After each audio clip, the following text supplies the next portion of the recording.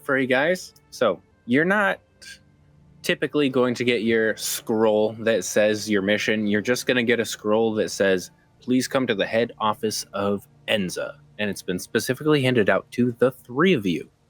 And on your scroll, Draven, you've actually been elected leader of said mission. Now, before we get too far into this, I would like to say who you guys playing and maybe what's the last time you guys played. And I'll start with Homer because you're at the top for me. Yeah, surprise, right? That never happened. I wrote out a little intro. I'm gonna try reading it. We'll see how it sounds when I read it out loud. So Yogg is pretending to be a halfling. His ears are a bit too big and he's a bit too ugly for a halfling though. But he covers that well with his oversized wizard hat that has the part that hangs down and almost touches the ground. Otherwise, he is normally wearing dark, well-fitting clothes, and he usually has a couple of bandoliers with it's like juggling stuff. It's like knives that are not like actually sharp. They wouldn't, hurt people. So he's got a classically checkered past for a rogue. But before joining the Vanguard, he joined the circus to hide from his past.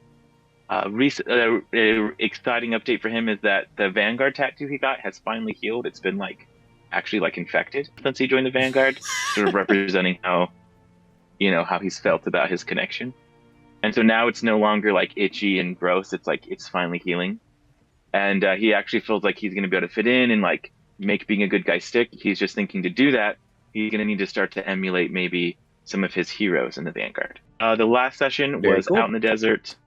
It was amazing, and we destroyed the Titan. Not the Titan, what was his name? Hold on, I got it written down. The Great Avarice, the Titan of the Dunes. Yes. Yes. Very cool. Very cool. And found a crazy dwarf. You have to watch that session if you haven't seen it. It was The dwarf awesome. is crazy though. Yeah. And thanks so much. That was actually a great introduction. And next up, I've got Draven on my list. Or Chris in the corner. Yeah, so I'm nobody puts Chris in the corner. So I'm playing Draven Natalis. He is a Terraborn orc. He is someone who puts allies above all else, protecting and trying to always do what's right. He is a spellblade that has gotten his powers from a deity that is, which we kind of found out from last session, that is, very, very kind of hard on Draven, but also reminds him that the powers that have been given to him are a gift, not something that make who he is. And I say that in the fact that the last session I played in was in the desert, and where we went after some stuff, and Draven had a moment where he had a discussion with his deity after something happened, and he is now without his powers. So he is having to kind of it's interesting during this, he's going to have to figure out, remember, he's more so, it's not a punishment that he doesn't have his powers, but it's to remind him who he is at his core, and that the powers are just something that help him get something done, not what he needs to get something done. So interesting to see how this session goes and how he'll be, because he's missing an arm. And he don't get that arm. Oh yeah. He doesn't get that arm unless he has his powers. So he will be a little handicapped. So I'm very excited to see how this works out. Very nice. Very nice. Love the intro. And it's definitely going to be pretty interesting how you jump over those hurdles. Yeah. But last up is going to be Cody. Who are you going to play tonight? Well, before we get to that, I'd want to be open that people are already kind of flaming us in the comments. Like, wow, you gave him a level 2, or you gave him an awesome 2-handed weapon at the beginning of the session and then take away his ability to use it. Like, that's hilarious. So same session, Draven lost his arm. Anyway, I will be playing Cyro, the Angelborn cleric. Very typical, honestly, he checks all the boxes for your average cleric. So if someone wanted to make fun of clerics, they'd just be like, ha, yeah, that guy is all of the stereotypes you can imagine. But he is obviously a younger guy. He's got bright golden eyes as an Angelborn. It looks a little out of place. And he's just here because he recently joined the Vanguard, and he's a place to just sit back with this session specifically. He's just I'm just going to hang out in the back. And if something goes wrong, I'll be there to patch people up. It'll be fine. So, yeah. Okay, very nice. Good intro. And it's going to be interesting how you will work your way in, because I hope you guys are ready for this We've got a large amount of political intrigue in today's session, and we're going to need your help. We're not starting today in the tavern. We're actually starting right at the door of Sister Anya's office. You guys have been summoned, and all three of you meet at the exact same time of your summons. Coming into the room, you'll see Sister Anya sitting on her desk, just, "Oh, boys, come in." And she waves you all in. Clearly distressed and under a little bit of extra work as of lately. The Council of Katarana is upon us. I think Yag would be hurrying inside because he's going to assume it's related to Alice and like world-bending disaster. So he's going to be like, "Oh my gosh." But then he's like, "Oh, Katarina, okay, that's maybe not so bad." So he's immediately like, "Oh, she's just, it won't be that big a deal." Yes, Cyro, definitely. the type. I guess you guys will all be meeting him like right here, right now for the first time, kind of thing. So he's gonna just like walk in, very like, just like stiff and stern kind of guy. Just like takes a few steps in, hands behind the back, just like standing there, silent. Okay. Yeah, Actually, Drake's Yag will gonna come come up in. and I want to stand up next, like try to do the same thing, but like not be nearly as like, I'll look goofy compared. I'll definitely look over at you and just be like, "Yeah." I think you said something, but I didn't hear it. Shoot, I forgot to unmute myself. I'm probably like 2 feet shorter too, so I'm like Okay. coming up to his All right. waist. Yeah, Cyro's sitting at around like just under 6 foot, 5'11". So probably So Draven will walk in, see Sister Anya sitting there. He's gonna be like, "Well, hey there, Sister Anya. I sure hope you're doing all right. All things considering." He's gonna be kind of, very calm, but it's kind of leaning forward to her, kind of like show a little support. And he's just gonna be like, so what is it? So what exactly is it you're hoping for with this summit, sister? Is our goal keeping the peace, or are you looking to win something out of this? Like, what are you wanting us to help do? Thank you, Draven. I always appreciate your demeanor in times like these. But today we have a very, very grave situation upon us. Well, what's that grave situation, sister? I've actually got a mini speech prepared for you guys, so check this snap. out. She says quietly, her voice the only steady thing in the room. "Today we face not beasts or warlords, but words sharp enough to bleed a nation. 4 city-states will sit in judgment of us today. The Thessalara Enclave, Scholars of the Deep, the Verdient Circle, druids who claim the Nature Titan was once their guardian, the Karn Obsidia, the faithful who see in every Titan a test from the gods, and the Soul Brax Dominion, the Foragers of Flame. And these, they come seeking unity, but make no mistake, they come to measure Enza's worth, and should they find us wanting, we will be alone in this new world." She gestures to a glowing map, for which you guys will get to see in just a moment. The marks of the Titans and the 4 city-states, the map has just expanded quite a bit. The Magma and Nature Titan are both our burden. Not one outside these walls must know we failed to stop the summonings, and if they suspect that we caused it, this council becomes a trial, not a meeting. No matter what they ask, no matter who accuses, Enza's hands are clean. Our mission is simple. Impossible in truth sometimes, but I am going to need you to protect me, protect Enza, and ensure this council ends without war. Okay. And as she points to the new map, you guys are going to see a much, much greater world that Enza happens to be smack dab in the middle of. Oh, wow. This is a grand scale, but these 4 city-states are coming to Enza's capital, so that way we can discuss the recent Titan disaster. The Karn Obsidia has recently taken massive hits from the Magma Titan. A large swath of land is completely decimated, and they're looking for someone to blame. Okay. That was wait, which one was that? The Karn The Karn Obsidia was the one that would Obsidia. say. Yes. Okay. Okay. The delegates for this hearing will appear in 2 days. I've gathered you, Draven, as the leader, to both keep me in check and an eye on my back. I do believe somebody is here to sabotage this meeting as well. Security is tightened as much as I can get it, but I'm going to need your help. And specifically you, she's going to look right over to Cody's new character, Solari, or Cyro. Cyro, okay. Mm-hmm. She's going to look over to Cyro, and she's going to be like, not only am I going to need a Terraborn, I need an Angelborn too. That's because the Karn Obsidia is actually comprised of Terraborns, Angelborns, dwarves, and humans. So she's hoping, as a small branch, you guys can appeal to their sensibilities, kind of like a racial familiarity. Okay. I'm definitely nervous, like visible sweat, but I'm like, yes, of course, my lord. That's not a problem at all. We'll be ready. Are there any questions? Oh yeah, sister. Can you go back over that very first part again one more time? She's gonna chuckle a little bit, and she's gonna say, "I don't write well, only having one hand, and and I can't hold a book with no other hand, so I'm just kind of trying to take notes right here." She's gonna repeat anything you needed her to repeat, but with a little chuckle on her face now. Really, it's just that very first part about the four cities. Oh, absolutely. So there's 4 cities that are going to be coming to Enza.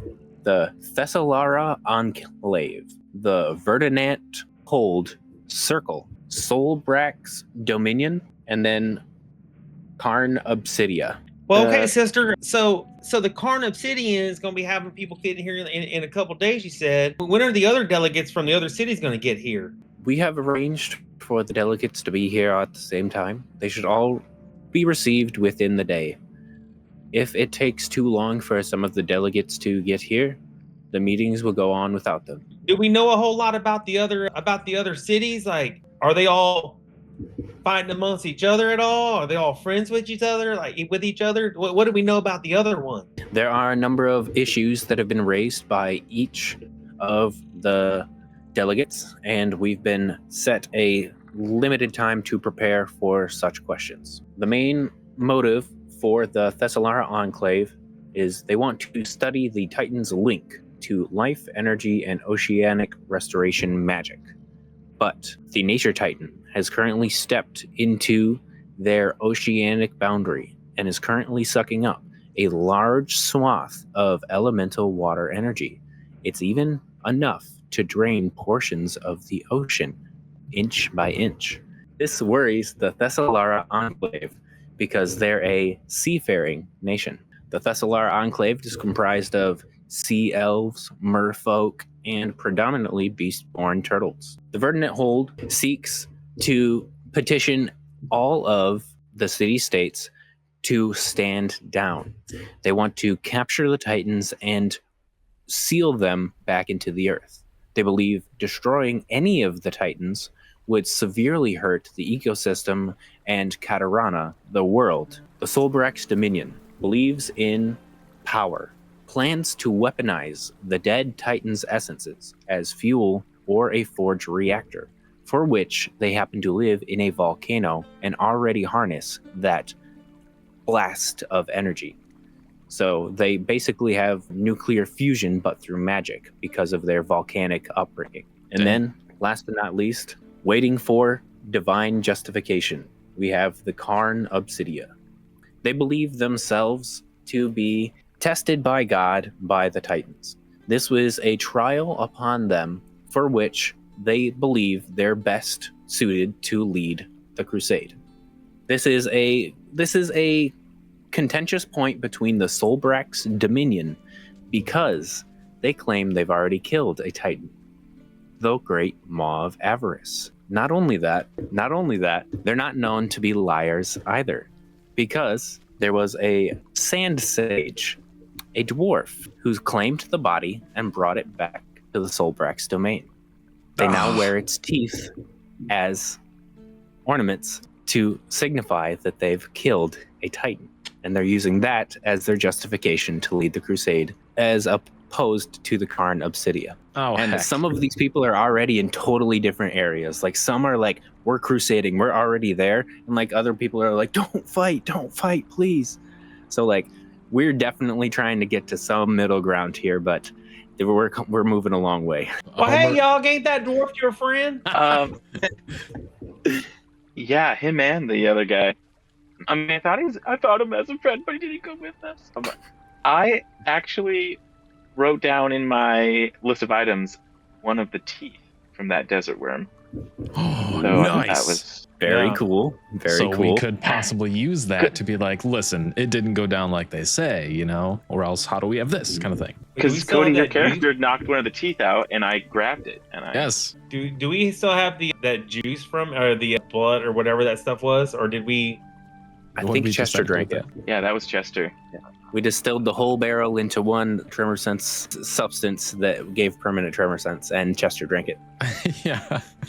I mean, it might be worth asking Herger if there's any something left Residue. from that. Right? Yeah, something like that. That's a good But- idea. He could still But be a that witness. tooth though.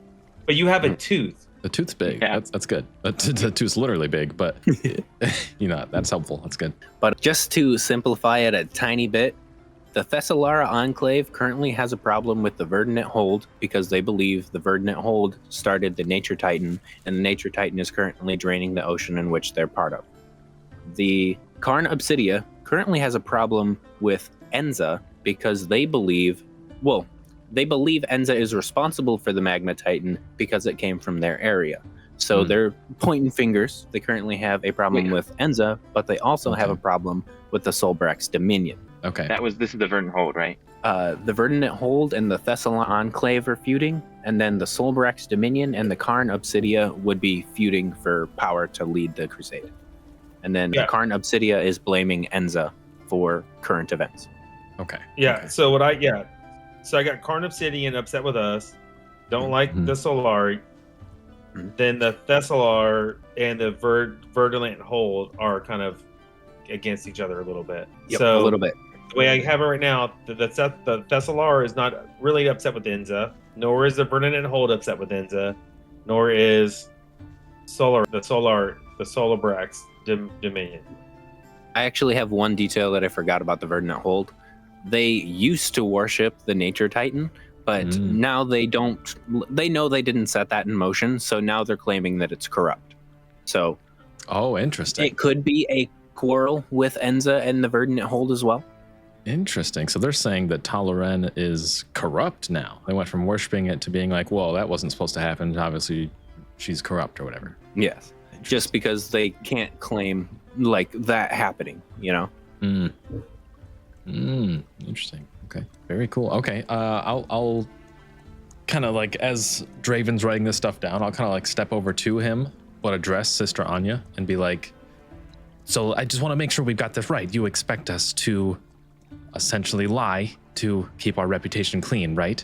And then I'll look back over to Draven and be like, Draven, is that going to affect your conscience in any way? I understand you were related to the incident with the Magma Titan, Kolgan. Well, I don't know how I feel about lying about all this stuff.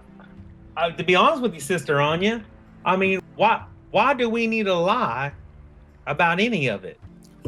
I think If you Yak if would you start don't, to- you don't have to lie on Enza's behalf, but I wish that you'd keep your mouth shut.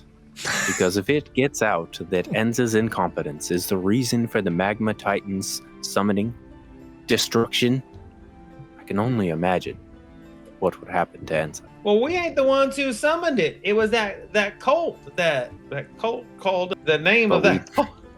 We did not stop it, and it is on our territory.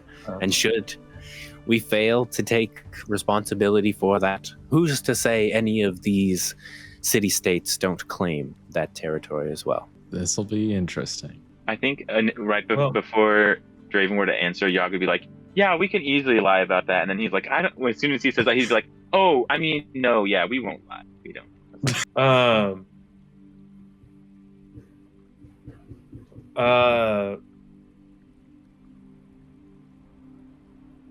I like that. That's fun. All right. Hey, Sister Anya, you said that there's someone here that you believe that there might be someone here looking to sabotage this whole meeting. Well, what can you tell us about that?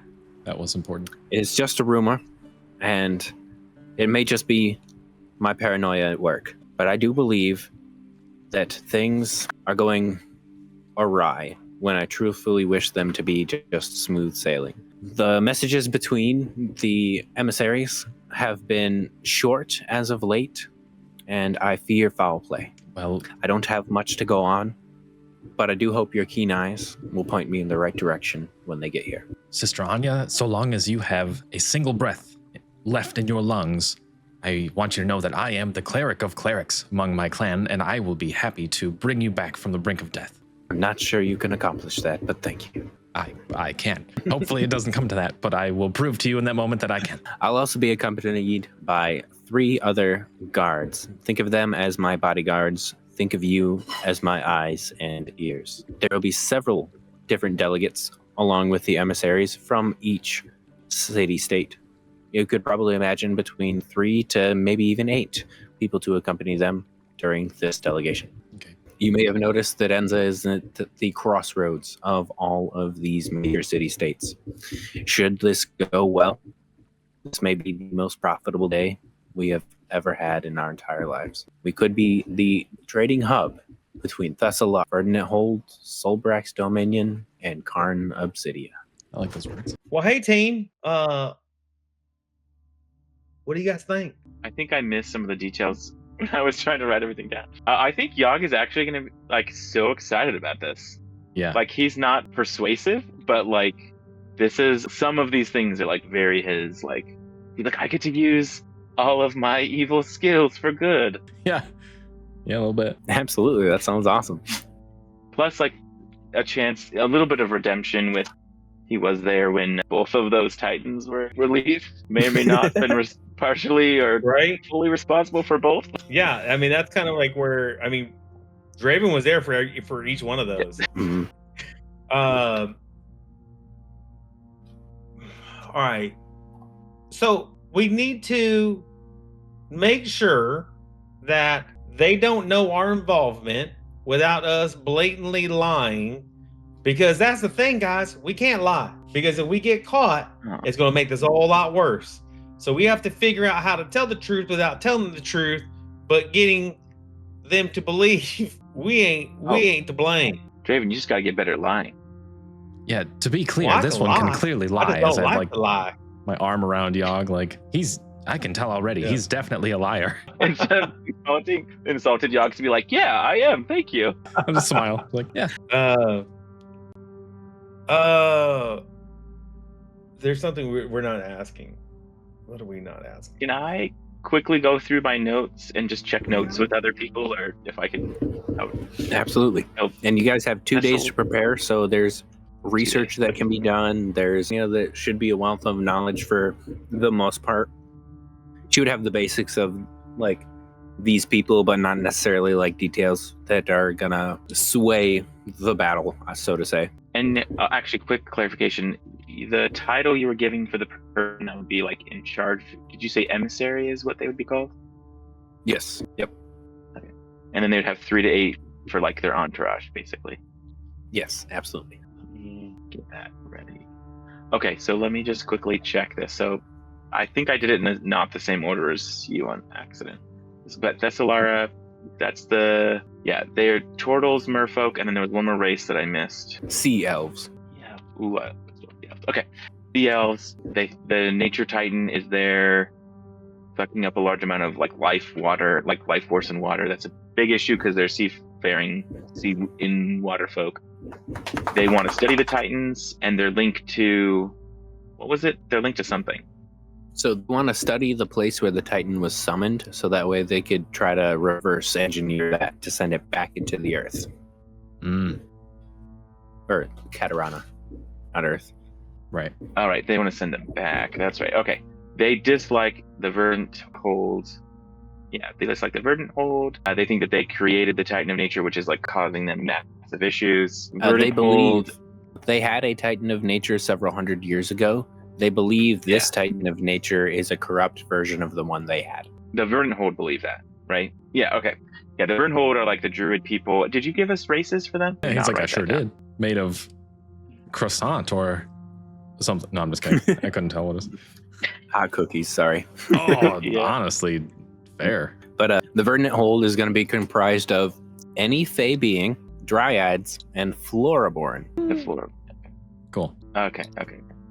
and I they can, want to capture and seal the Titans back beneath the earth. And they dislike the Thessalara.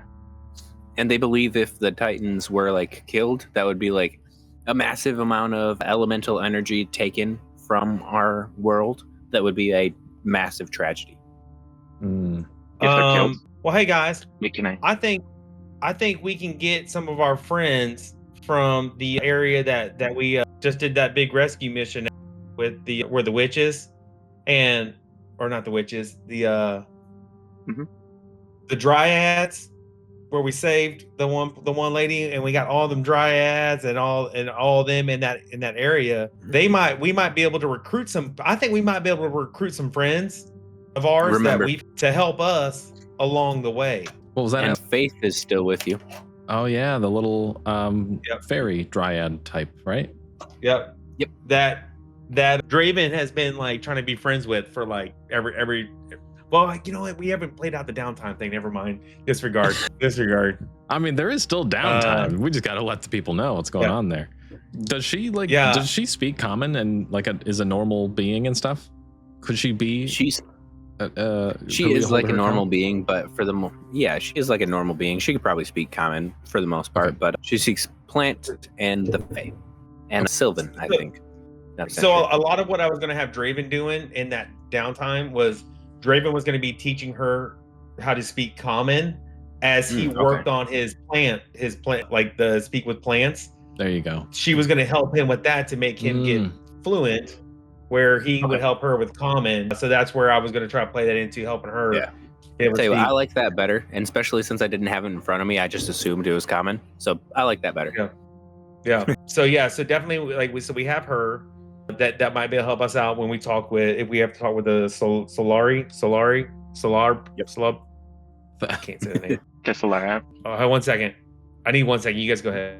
Can I ask about the last two really fast? The Cairn Obsidia, Terraborn, Angelborn humans, they were attacked by the Magma Titan. Mm-hmm. They are claiming that they killed the Sandworm Titan. They believe the Titans are a trial from the gods. The Karn Obsidia didn't kill the Great Maw. The Solbrex Dominion are claiming they killed the Great Maw. Okay. Oh. Yeah, the Sand people. That makes sense. Okay. I see. Okay.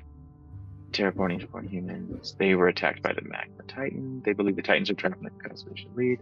And then they have a beef with Enza because the Magma Titan came from our area. And then there was a second thing you said there that I wrote down like 2 words, but it's a sentence fragment that doesn't make sense. I wrote down also don't, if that helps. Also don't. You wrote down what? I was writing the things I have. I'm creating a little dislike thing. So under the Cairn Obsidia, but they did on dislike. They dislike Enza for the Magma Titan. They're blaming it for us. And I put also don't.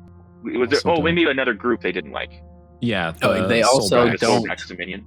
Mm-hmm. Yeah, the Solbrax because they're both competing for power.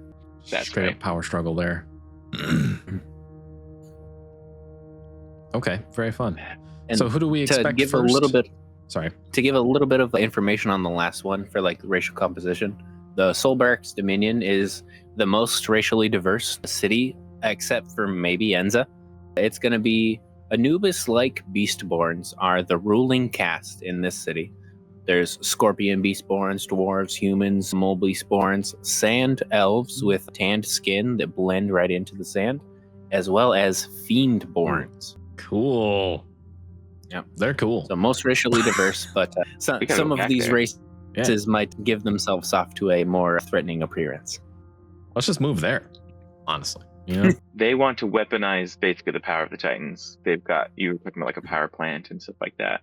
Yeah, and they dislike the Cairn Obsidia because they're vying for power between them, right? Mm-hmm. Yes, and Solbrax believes they should claim the right to lead a crusade against Titans because they've already destroyed one, aka the Sage of the Sand, which is also the crazy dwarf you guys met. Heck yeah, it is. Hey, so Sister Anya, the Cairn Obsidia, what exactly are they? Proof do they have that we are the ones that released this Titan, or do they just believe we did? So there's not much proof to say that we've released it. but it is proof to say that maybe we could have stopped it. There are rumors circulating around, and the fault falls on us because the scar across the land stretches from Enza's territory clear into the Karn Obsidia. Fair enough. So- We're just gonna defend so they're ourselves a little bit here. So they're just looking for someone to blame, but they wouldn't Mhm. know the truth actually if they heard the truth. Yes. They're just so. If Yeah, we they can are 100% pointing fingers. Okay. Yeah, with minor So justification. we can also show. Okay, so in this case, guys, we can show that we've defeated a Titan with that tooth of the yaw of avarice. So we can show, Yeah. like, while we're talking about all this, we can kind of be like, look, we can help you because we have actually defeated a Titan. Here is our proof of this. Now, granted, that's going to go into the other aspect, but we know the dwarf. We know that dwarf. Yeah, it'll be interesting Right. to have an account with him back and forth to see if. What if he's Yeah. just like, yeah, no, they're right. Right. You know, like, what do we know? So The Titan we was do also know the bloodied dwarf. when you got to it. Yeah. So Right. he might just claim that he did it. Yeah. It's hard to say. He can go either way. He's crazy. But also, the Sage of the Sand is an absolutely senile nut job, so I doubt that you'll be able to talk to him. I just think that the Solbrax Dominion is claiming his accolades. Okay. Yeah, but that's We'll what I'm see. saying. We'll see. Like we can talk about. Oh, I know where you got that from. This little friend of ours, little crazy guy, brought this to you and all that. And I can understand how you think you killed it because he's in your area and all that and blah blah blah. Right. So Right. I think we can talk. We can talk about that. We can show that we have killed one because we have a tooth ourselves. So Mhm. if anything, we are showing as well that we've done that. Now, Anya fears, though, that may Yeah. create conflict with the Solbrax Dominion, calling them liars or just outright, creating a barrier between the two. Yeah. now we don't call him a liar. We say that we have helped defeat a Titan, right? That we have been part of that of defeating a Titan as well. They can claim it all they want. We don't Yeah, have yeah. to call them a liar. Right. Just tell them We can- more of the story that they don't already have. That's all there is to it. Yeah. They can That we react were as there they will. and we helped you this. Yep. So I think we have that part. Yogg is friends-ish with the Nature Titan. There's a bond, a connection there. That's true. I think at the least, Tough Talaran would hopefully remember Yogg. At least. Anya's looking around like, is your plan tell them everything? I'm going to lose my head. Oh, yeah, fair enough. Well, Maybe I'm, here's the we're thing. just- I'm talking this out amongst the team right now on what facts do we know? What facts do we know, Anya? And then how do we work with those facts to get at something? Right. Yogg's gonna raise You're his right, you're hand, right. like literally. Like, is it really lying if we only tell part of the truth and we select what truth we tell each group? I've never been good at this type of political discourse, but I'm not against it. Because the Verdant Hold, those druids would not be happy to know that we had assisted in killing a Titan. Because don't they believe it's a tragedy when a Titan is killed? So they don't need Oh, to good know point. about our assistance. Well, but Yeah, they know that one's exactly. died because they believe that when it dies, that Yeah. it's going to cause unbalance in Right. something. So we would need to find out, and that's one of the questions I have: is has there been an unbalance anywhere identified with that killing of one of those Titans? I'm wondering. That's a really good question, and that's something we should maybe Mhm. ask around as we're going through this whole adventure. Maybe poke around and see if that's been any issue. Yep. But have we heard any reason as to why Talaren is draining water from around Thessalara or anything like that? There's some good questions. Yeah. No. Well, that was gonna be my Yogg is friends with her, so Yogg might be able to talk with her. Like Right. maybe we take Whoa. Ozzy to go up there. Mhm. Like we use Ozzy to go up there, and we get Yogg to talk to her to find out like what's going on. Sure. If we don't already what have I that was- info. Yeah, which is I didn't think of. Yeah. So there's not necessarily a reason that they've been able to say why Thalaren is sitting in the bay. But if you guys did take a quick venture over there with Ozzy, I'm sure you could figure something out. Okay. Heard. And I'm sure the Thessalar Enclave would probably have some information about this Titan sitting on their doorstep. Yeah, I imagine so. Because I'm definitely curious about Do that. we- Because Talaren is the Titan of balance. Like, it doesn't seem like she'd be going out of her Yeah. way to screw up someone's life. You know what I mean? So, like, that is interesting. There Mhm. might be a reason to that we're just not seeing yet. Hey, I just want to FYI, just side note, this is the first that we actually got the name Toleran for that Titan. So now we know. No, I've had it written down actually. Did you? Yeah, Where did we? it did. Did he get Yeah. stayed during that session?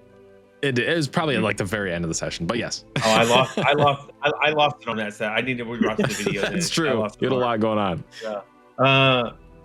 Okay. Would we know? Well, hey, Sister Anya, the emissaries that are coming from the Karn Obsidian. Do we know if any of the emissaries are Terraborn or Angelborn? Maybe someone that myself or Syra would know. Yes. Actually, specifically why I am brought you, Draven, and you, new recruit, here today. And she's Player 3. right. So she's actually going to say, Hierophant Hyro. Bran Overast, a Terraborn high priest with skin that glitters like granite and amber eyes of crystal, is the emissary for the Karn Obsidia, and he's accompanied by, with in equal power, Seraphine Cathalis. She is an Angelborn. Her hair is platinum blonde, braided back in a loose crown. These are the two emissaries that will rule Karn Obsidia. and have What is the for centuries. high priest name again? The high priest's name is Seraphine Kalthas. Kaelthas. Seraphine. I can remember that. There shouldn't be any Wait, chance that's that that's That's the Seraphine. I think Angelborn. you said Seraphine was the Angelborn. Yep, Seraphine's the Angelborn. Who's the the Terraborn? Terraborn? Oh, I'm sorry. Hierophant is his title. Bran Overast. B-R-A-A-A. Wow. B-R-A-N-N-O-R-V-A-S-T. is there Brandon Overall. for any reason that I would already know I don't know, maybe know these names or these people even?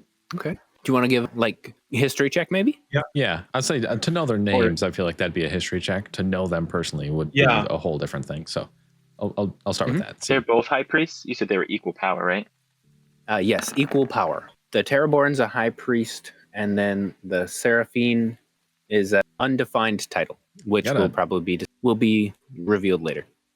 Got a 19. Yeah. Ooh, Oh, there you you go. actually know of Seraphine, very much so. She's one, like from your Angelborn background, you kind of get like the gist of what she's all about.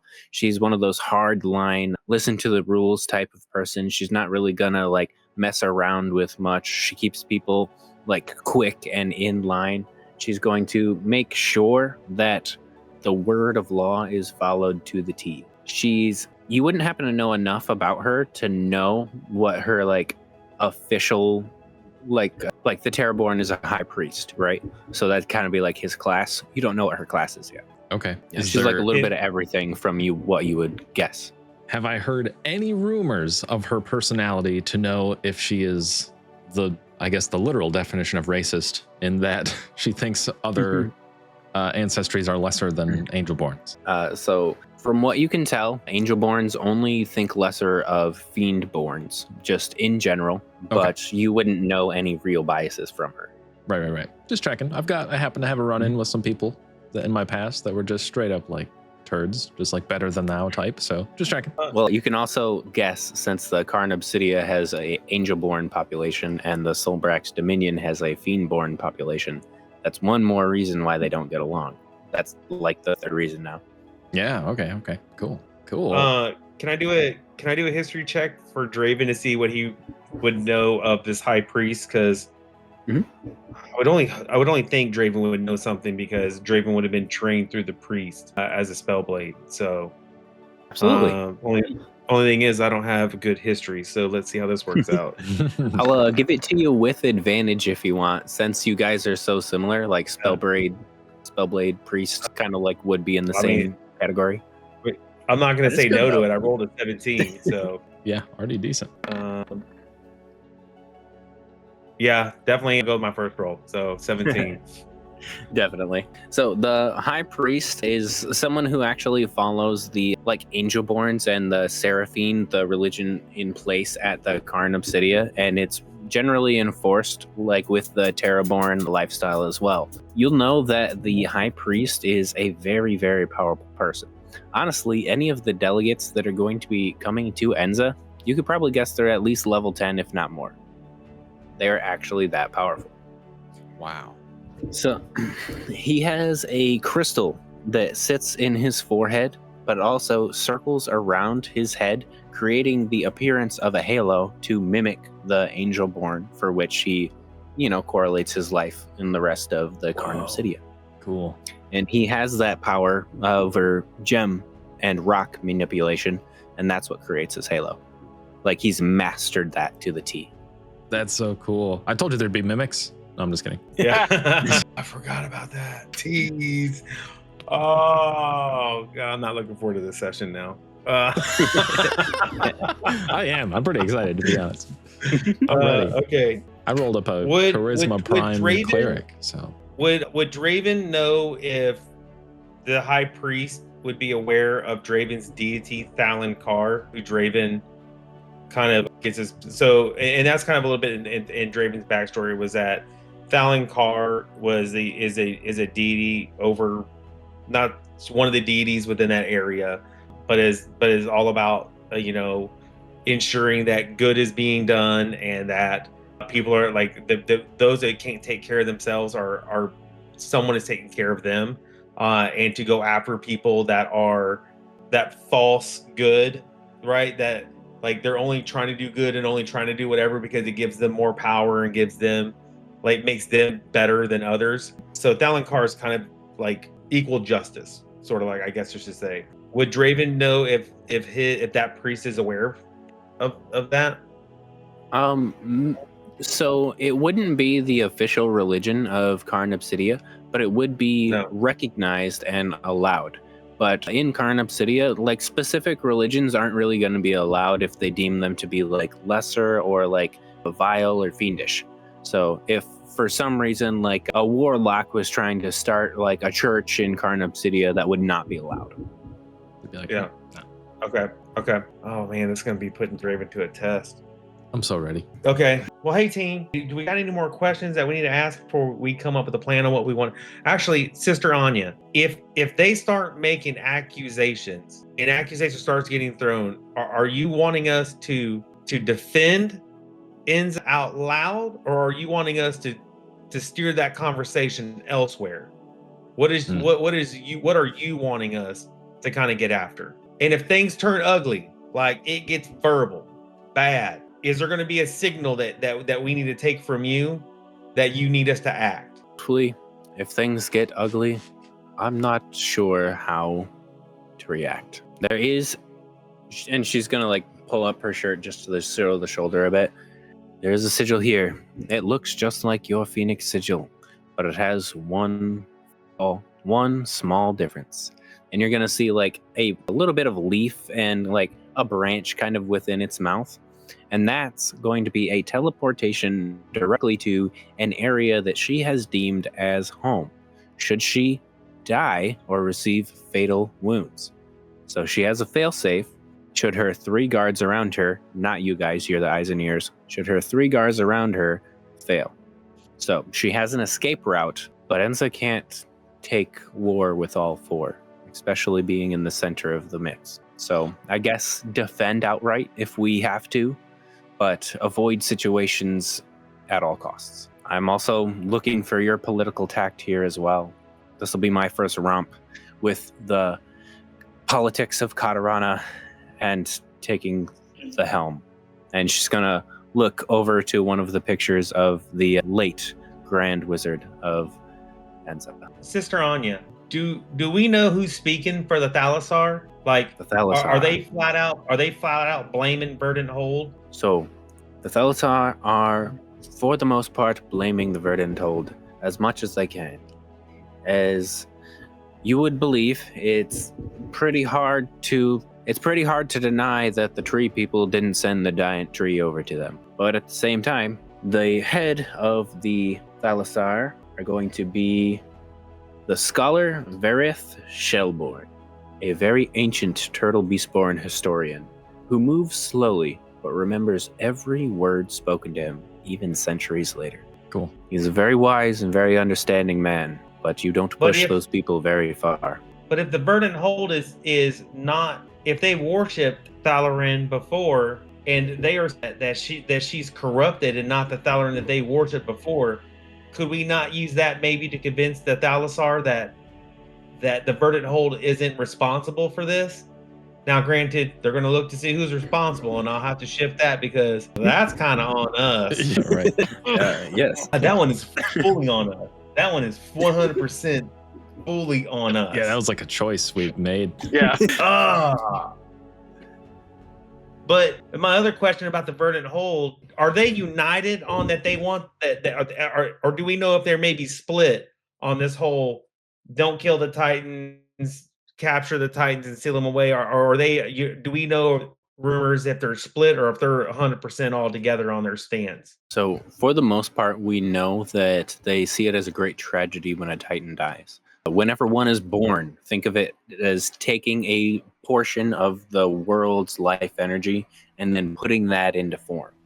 And if one dies, then the world life energy is gone. Sure, it gets recycled into the, cycle of life, but it's never truly the same or as powerful as once it started. So when a Titan dies, and if they're not sealed back into the earth, it's very likely that a large portion of the life force that was meant for Katarana will be gone forever. Last question about the Solobrex domain. If they start flashing that tooth around, saying that they did this and they did that, are you wanting us to not challenge them? Or are you wanting us to just kind of let them hang themselves with that false claim? In their eyes, it's not a false claim, because their Sand Sage has the body to prove his claim. He may be an insane, senile old fool, but the proof is in the pudding. Well, I guess what I'm saying is, do you want us to openly challenge them, or do you want us to avoid openly challenging them? They are a city of honor. I do believe challenging them would not go too well. And as a city of honor, they're not necessarily known for lying either. It would be a hard sell to convince the others that they're lying, as well as to convince them that they're not, at least have the whole truth. I think so. I'm not sure if that's the best way to go about it, but in all honesty, I don't know. She throws her hands up a little bit more and says, "If you believe that's right, I'll go with you." All right, she's giving us a little bit of leeway here. Handle it how we want to, kind of deal. Yeah, and you can very much see that Anya is out of her depth for sure. Yeah. This is what I got for notes, and then we'll see where you guys. So basically, I've got the Karn Obsidian. They're angry, and they got like a wounded pride right now. Like they're just angering at a wounded pride. Yeah. The Thalassar, they're grieving because they are losing like their area. They're idealistic. They're idealistic in their ways, but like thinking about how the Titans have the link to life and all of this and that, but they're losing something right now, so they're kind of grieving. So appealing to their balance and empathy, maybe. The Verdant Hold I'm seeing as a little rational, scholarly, kind of like, so we can appeal to their logic and stability somewhat. The Solobrex domain I'm seeing as power hungry. This is like a power hungry dominion, and that maybe we let them kind of overplay their arrogance a little bit and not challenge them so much, but let them kind of overplay their hand to see what they want to give up. Yeah. What's the thing we're most worried about? Like, what's the biggest possible issue? I mean, I guess maybe the most upfront.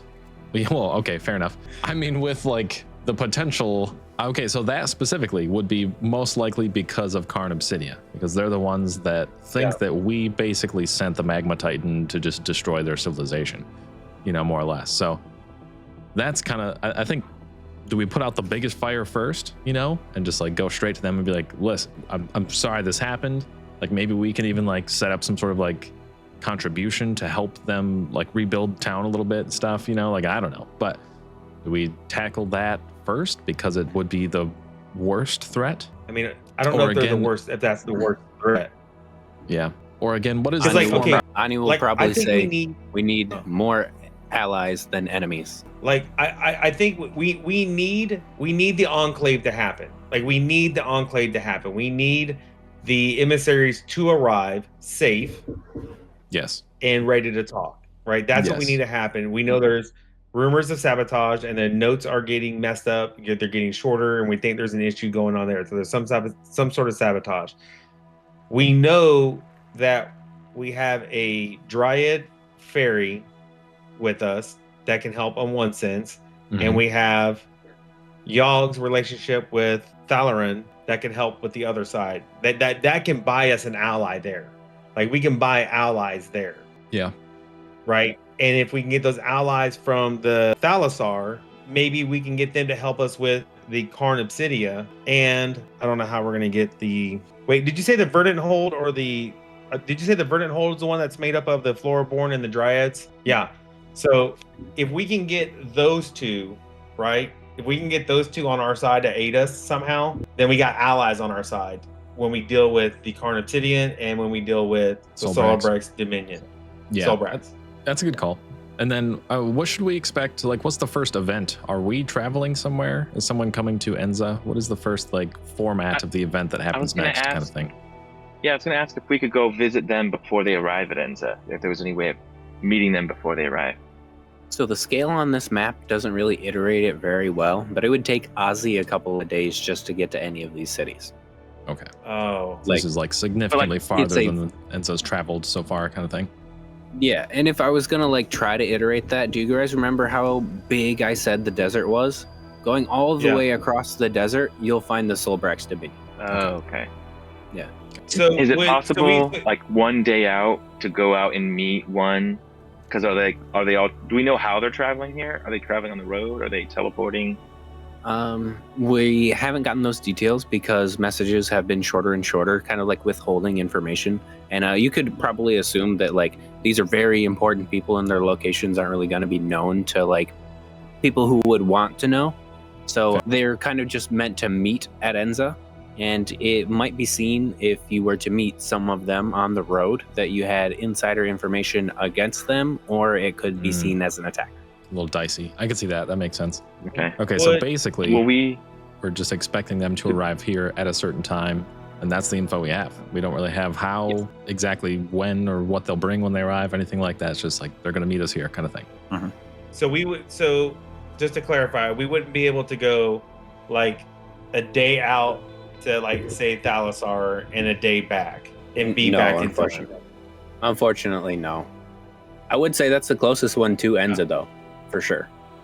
Okay. But you gotta fly over a long way just to get to the ocean. Okay.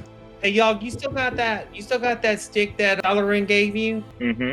I got it back. I got it back from the dwarf. So yes, I do have it. Oh yeah. Do you feel any type of attunement to that, maybe, that you might be able to reach out and... I'm gonna pull it out, and you know how Draven does he'll put his hands in the dirt and stuff? He's gonna do that same thing, where he'll try to meditate, and after a moment he'll open one eye, and he'll be like, I don't feel anything. Oh, just a stick then, okay. Yeah, I think it's just a stick. It's a sentimental stick, to be exact. I was hoping that when Thalarin gave that to you, I was hoping there would be some type of connection between you two with that. I mean, Telerin has the stick I gave. Anyways, do we know anything about the emissaries from the Verdant Hold or Solbrax Dominion? I think those are the only two we didn't get emissary info. Let's go down. And the last name of the scholar, the Turtleborn, I actually missed his last name. Varys Shellbore is what I got.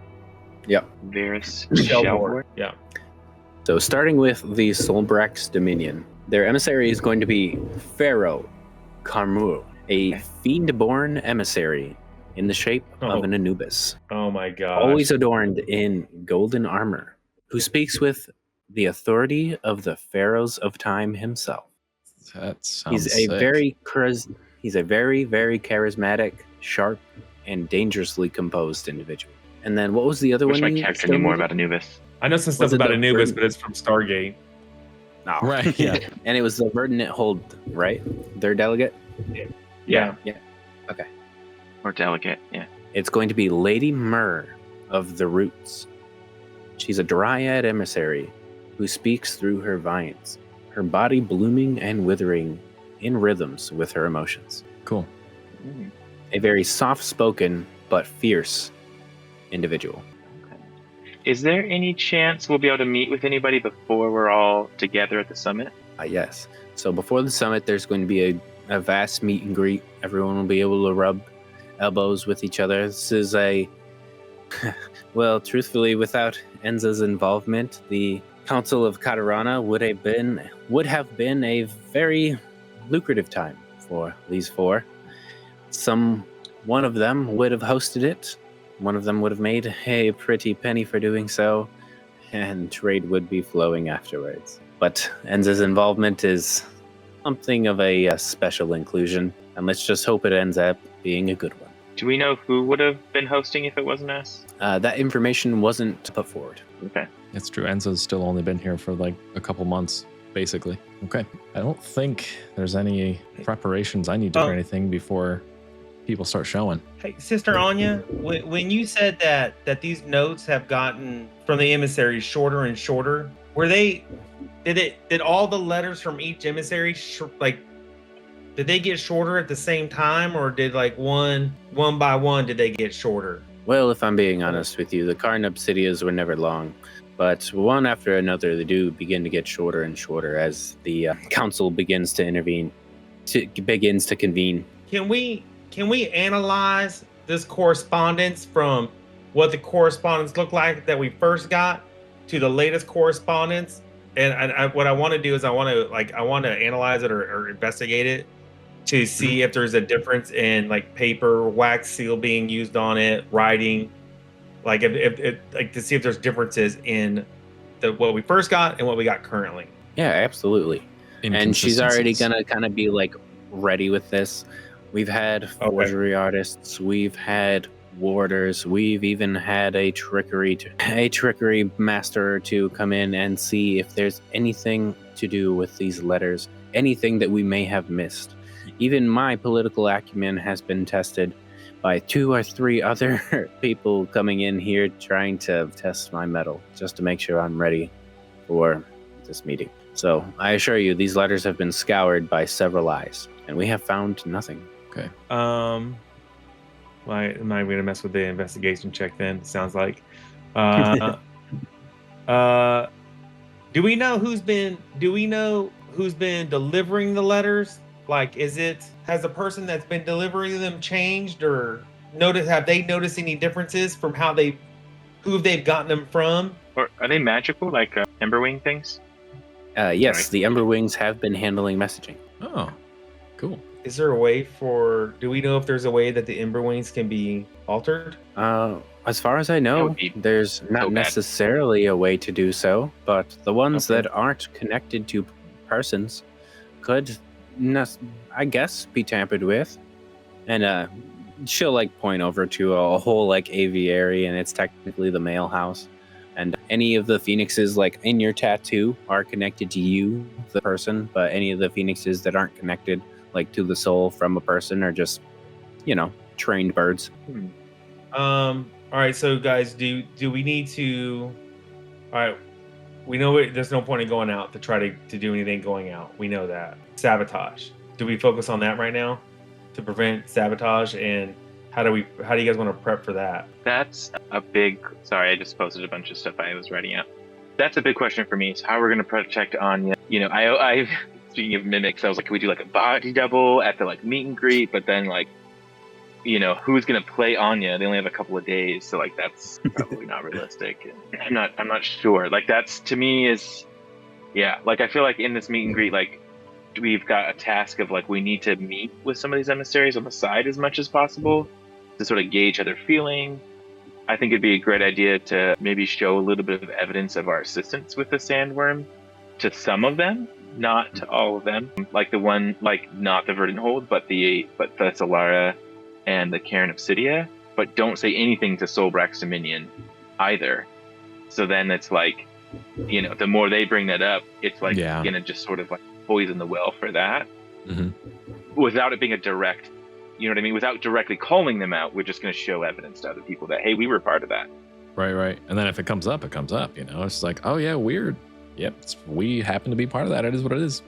Where's this bring meeting? me up? Where's this meeting gonna happen, Sister Anya? The grand hall has been prepared. Would you like to see it? And Yes, she please. just kind of like ushers you down the hallway a little bit. It's actually going to be this right here. Cool. Each one of those banners are a banner from a different city. Enza's is obviously the Phoenix. Yeah. Okay. Just pretend those people aren't here for like showing off the empty room that we're gonna have in a Right. few days. This is for Yeah. the summit, or is this the meet and greet before? Sorry, just to clarify, this is the summit part. Like, Yes, this will be where the summit is held. It will also be where the meet and greet is contained. is there It's food at the meet? there and will greet? be a banquet in the middle of the table for sure. But it won't be like Um, just an emissary sitting down at that point. It'll be their entourage. So for the most part, the emissaries are the only one that have a chair. Oh, Draven's even at the gonna be meet and greet. walking Draven's gonna be walking around this room right now, and I'm gonna be just casually like walking around, grabbing chairs, like just feeling them. You know, it's like, you okay? You know, just checking things out, looking. I should have said when we entered the room, you feel a heavily warded presence. Like you walk in the room and there's like 9 wards that just hit you. Is it assigned seating? It is not. It is not. Interesting. But the banners might help some people decide where they want to sit. So I'm guessing the wards are like a protection type thing there. Yes. Like anti-magic, anti-disease, anti-this, anti-that. Can I see out the windows at all? Yep, but they Would are I be able stained. to, or You yeah. can, but they're stained glass artwork. So like is there it's the most expensive room in Enza. Oh is wow, there cool. a balcony to go out over there so I can go out and like look at the area around there? No, this is going to be a contained room, 1 entrance, 1 exit. So Yogs are thinking about the roof. Is there any Yeah. way to get up on the roof or anything like that? Yeah, There I is want to. likely a way to get up there. Yeah, I wanted to look like Draven's gonna want to investigate all around, like the outside. I get the wards are on the inside, but he's gonna want to investigate the outside. Definitely. Are there? You said the pretend those people aren't there for now, but are there any guards that are normally placed there, Oh yeah, or is it totally. typically empty? There would traditionally be a guard that goes back and forth in the hallway. And it's kind of like the grand hallway that you guys would be able to like travel the whole time. It connects to a lot of the rooms within the castle. Oh, okay. So it's connected to a major traffic area. How many entrances and exits that are we aware of? Entrances and exits. So for the entrances and exits for the hallway, I'm gonna say, Oh, if you didn't know ahead of time, then I probably don't need to know. tell you what, Yeah. you just peek your head out in the hallway, and that's what Oh. you see. So there's just like a one entrance in and out to this room from the Yes, grand. 1 entrance to get into this room, but you're going to see about 4 doorways on this map right here. Yeah. And is this that main hall that has a lot of traffic, or this is what connects to the main? This is what connects. This is like the main hall that has a lot of traffic. It connects all of the things. Sister this is the Anya, main hall. how many guards are going to be here that day? All of them. When you say all of them, I mean like the ones that are going to be here in this, like protecting this certain area. Let's say they're going to be about like, well, I'm just going to say 10. In this specific area, I will probably have 50 guards patrolling the hallway, And- looking over the emissaries and their subordinates. Can we replace them? Certainly. I don't. What I'm afraid of, Sister Anya, is if there's anyone that's been someone has gotten to that's on the current guards that are known to be here that are typical. I'd like to change out the guards with new guards that this way to and I want to do it quietly, Sister Anya. I don't want this to be public to do right now, but I want us to make sure that we have guards on hand that we know we can trust, that we're going to swap out the day of, let's quietly put them together, make sure they are aware of this area, of what they're going to be doing. They're not to let anyone else know. It's going to be a close hold. The only people that will know what that's going to be going on is the 4 of us. But I do not want a possibility of tainted guards that have been gotten to by anyone else. Very well.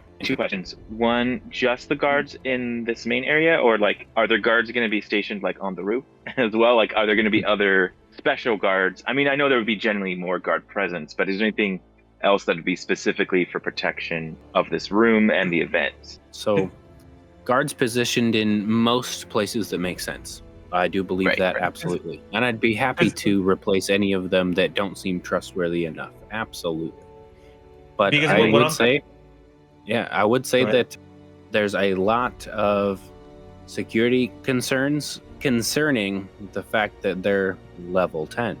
I don't know how a way to say it like within the game, but Yeah, they're right. essentially meta forces of magic for which I don't believe I could stop if I wanted to. If they get violent themselves, what are we going to do about that? Not just Right. another force. And I looking assume we're over gonna have- Anya, she's level 7. I'm assuming that we're going to have our other Radiant Vanguard knights and mages here. I'd like to have them around, posted around as a as a backup safety measure for us.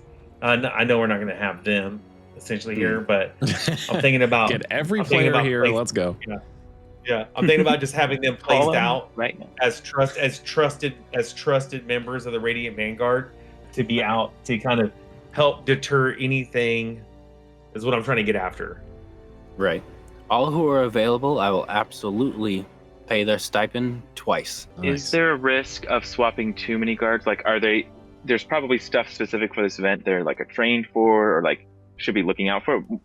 Is that a risk of like, if we swap too many people out, then if something does happen, they won't know what to do? So But real world there is type specific situation. protocol. I mean, like, we're not against doing stuff like that where we have like who's going to be doing the actual protection and all that will be not known to anyone. Like no one, they are not Yeah. known. And so Okay. you're going to So have your everyone has initial to know the people- protocol.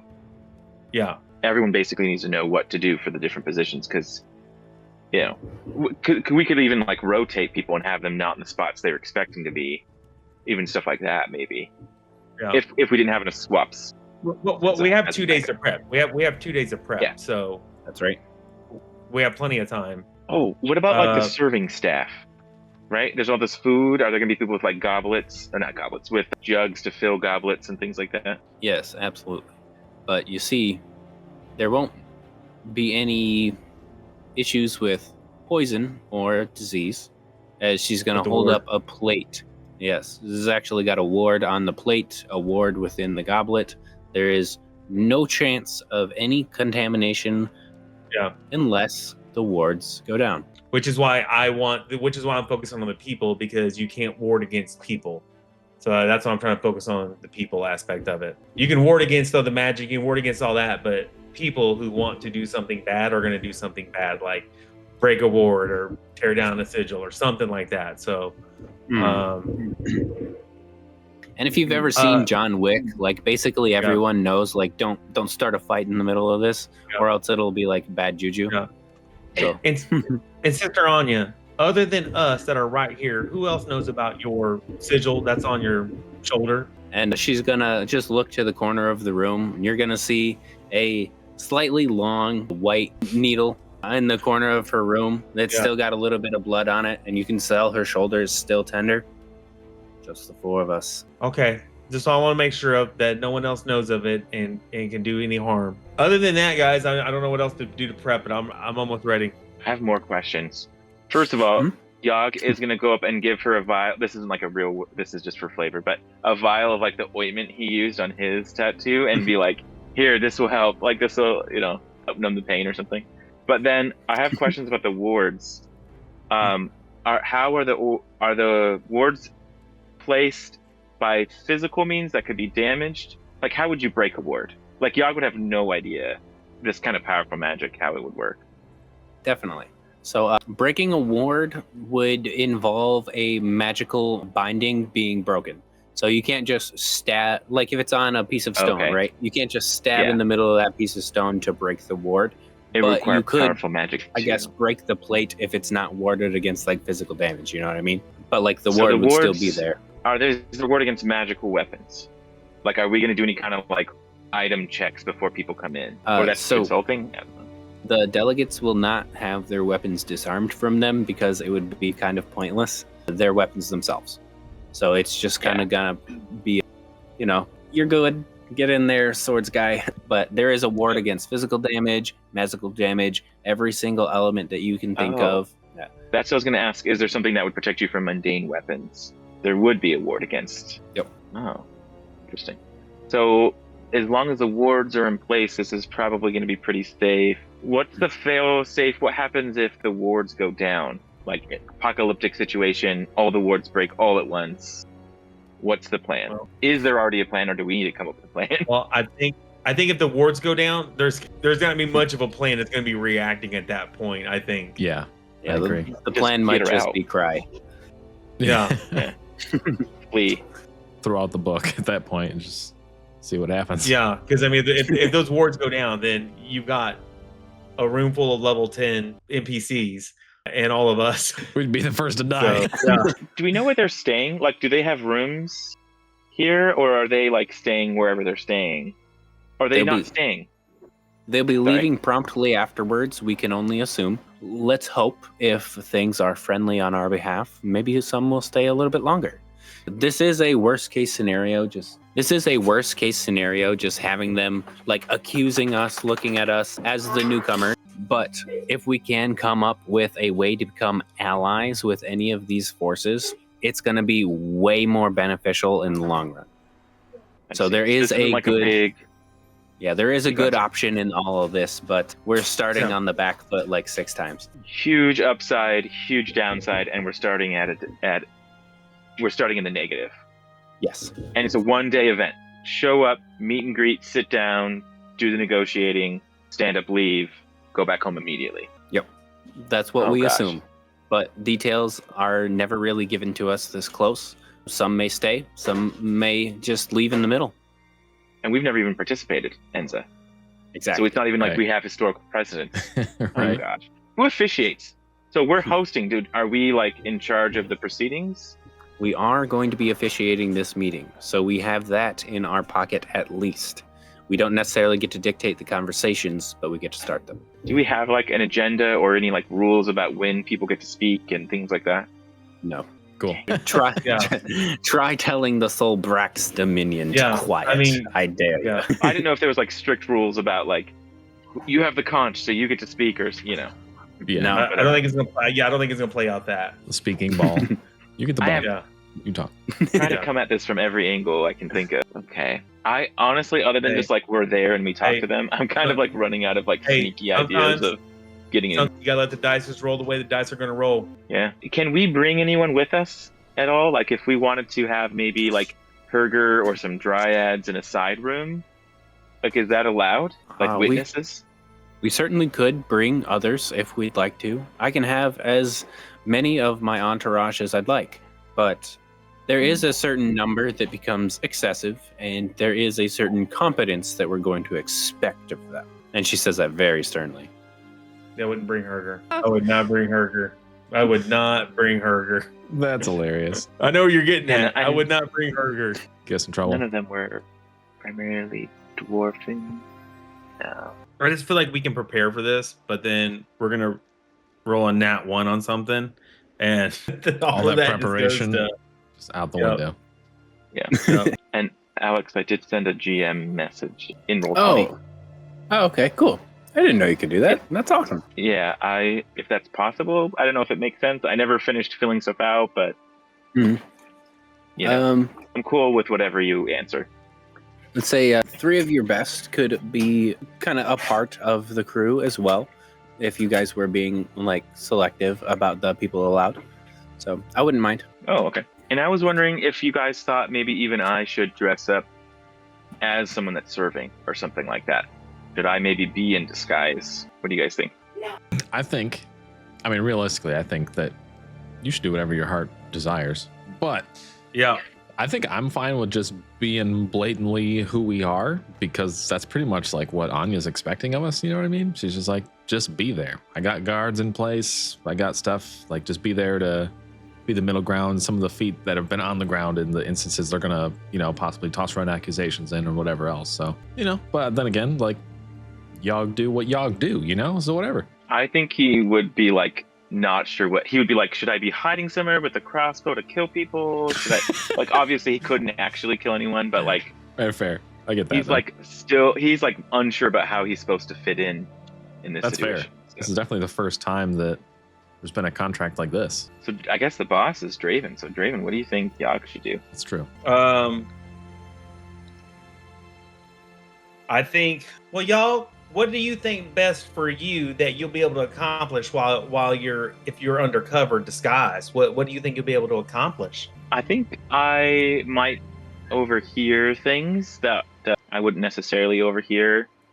But the downside is, actually, you brought up a good point. Thyro brought up a good point that, like, I've got personal experience in some of these events. It might be a good idea to be able to become as a vanguard, because then if I'm showing up and then I'm like, actually, I was there, and they'd be like, what the heck? So that's actually a really good point. Who's this silly guard? Yeah. Yeah. So yeah, I think I would show up in my whatever the fancy, if we have a fancy version of our uniform. That's what I would wear. I think that's a good idea there, y'all. Let's not Definitely. try to deceive anyone when we're Do I trying have to earn time trust. to get a fancier wizard hat, like a new hat that's not so worn, but Oh, we still got too plenty of big? Like, time. I'm sure you could make something happen. that's Yeah, the only thing I- I can think of I want to do ahead of time now. Enza's colors are gold phoenix, blue banner. So do with that what you will. Yeah, y'all, I think that's a good idea to come in and as you typically would. Because remember, we're trying to build a relationship here and not trying to deceive anyone openly. Openly, yeah. Like Draven says that as he is struggling with this concept of him believing that that Sister Anya wants him to lie, but Draven knows that he's not gonna lie. Not Yeah, tell that'd the be fun. truth. Not tell the truth. He's not gonna like flat out be like, "Hey, blah blah blah." But I've got ideas of how I'm gonna word it. Okay, Yeah. but I'm good. I'm also good. I'm already wearing kind of like almost like ceremonial type gear, like too neat for adventuring realistically. So I'm like, yeah, I'm good to go.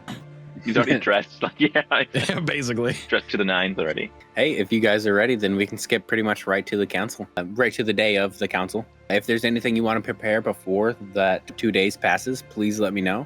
And if you think of honestly something like, oh wait, I wish I did this, don't worry about it. We can include it. Yeah, everything's warded. There's no point in doing that. Yeah, I'm ready. Definitely. Could I get my wizard's hat to be that same blue, but have a bunch of tiny little phoenixes? So like you have to be really close. It just looks like it's polka dot or like stars, but they're actually phoenixes, the full phoenixes. Nice. Absolutely. Cool. Just like Mickey's wizard hat, but it's phoenixes Yes. instead. Exactly cool. what I was thinking. But yeah, and it's too long still. Like he doesn't have it Actually- properly, you know. Nice. Actually, before It doesn't, before all it this doesn't quite drag. Okay. That way it doesn't get damaged this time. Right. before all this starts, Draven's gonna take a moment to go out to pray, meditate to his deity, and just speak to her. And he's gonna be like, look, I know that currently right now, I'm still working through what it means to have the gift that you give me, and I've done a lot since then to kind of prove I think that I trust in you and I believe in you, and I'm gonna do everything that's right to save people. And he's just gonna kind of casually, just kind of like lift his arm up, Mhm. like that's missing, and I'm gonna say like we're about to face a tough challenge right now. There's gonna be some people coming here that believe we've done some bad, but I know we've been doing good. I know everything we've done is good. I just ask you to be with me, and I'm not asking for my powers back, but what I'm asking for is to give me the right words to say that keeps Sister Anya protected and keeps Enza protected, and just gonna do that. And as you try to like raise up the arm that's not there, you see this like spectral visage like come out, how you traditionally would, but it's also like chasing its form. So like the light is coming up and up and up and up and then making the completion of the arm, right? But there's also another light that's just dissipating it. It's just chasing it down. And you see that arm just fade away. But she's trying to tell you that she's still there for you. Awesome. Okay. Yep, I'm ready. All right. 2 days pass, and the Council of Katarana begins with a just uncanny bit of, let's say, an uncanny bit of courteousness, or I'm trying to think of the word opposite of tardy. Thessalara. Yes, Prompt. very Yeah, prompt. Prompt. That is, yeah, that's good. The Thessalara Enclave is here at the beginning, the crack of dawn. And it's a just very simple cart carting in the turtle. And he's a very old gentleman being carried on by the cart. And they ask for a simple inn to stay for a few hours before the council begins. The Verdant Hold is going to be 3 or 4 hours after that, arriving just midday. We're getting a little before noon here, and they are prompt, very punctual, and they also ask for a private room. It's given to them in the same regards as the Thessalar Enclave. Karn Obsidia is here 1 hour before council begins, and the Solbrax Dominion has yet to say anything 20 minutes before the meeting starts, or at least the meet and greet. Interesting. If there's nothing that you guys want to do with any of those time slots, Wait. the meeting will begin with the Solbrax Dominion being late. So I know that Yogg and Draven are wanting to do stuff here. The Solbrax Dominion, you said it's 20 minutes and they still hadn't arrived. Yes. But what was the Karn Obsidia? Oh, they arrived 1 hour before the start. Yep. Oh, 1 the hour Verdant before it Hold. started. When did they arrive? The Verdant Hold, yeah, pretty much like noon. You could assume that the meeting's going that's to happen like 4 or 5 o'clock during the day. And if it's a bad meeting, it's probably going to go on into the night. That's right. Well, we could totally attempt to commune with any of these people, right? In theory? Or are they like shut out as soon as they arrive kind of thing? They did request private rooms, but you could assume with your authority, you might be able to get a word in there. Okay. If you guys want to. Or I we can feel just like- wait for the meet and greet and make it public, you know? I feel like the Solbrax Dominion is trying to make a power statement by arriving late on purpose. That sounds like something they would do. I feel like they're trying to prove a point with the fact that they took down a Titan and that they are on their time and they're not on our time. And I think they're going to try to prove a point by arriving late on purpose.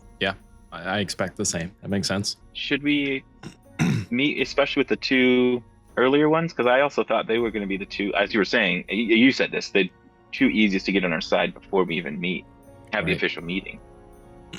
Yeah, the most reasonable. You want to start? Yeah, I mean, We could chase down the lead of if there's any information as to why Talaren is draining water around the Thessalara or whatever. The Thessalara Enclave.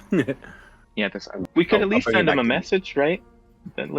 I feel like maybe that little old turtle guy wouldn't mind us if we send him a message saying, hey, could we have a few questions we'd like to, I don't know how we'd phrase it, but see if he'd meet. We can do that. I am a talker, also, for the record. But when it comes up, I'm ready to do some chatting.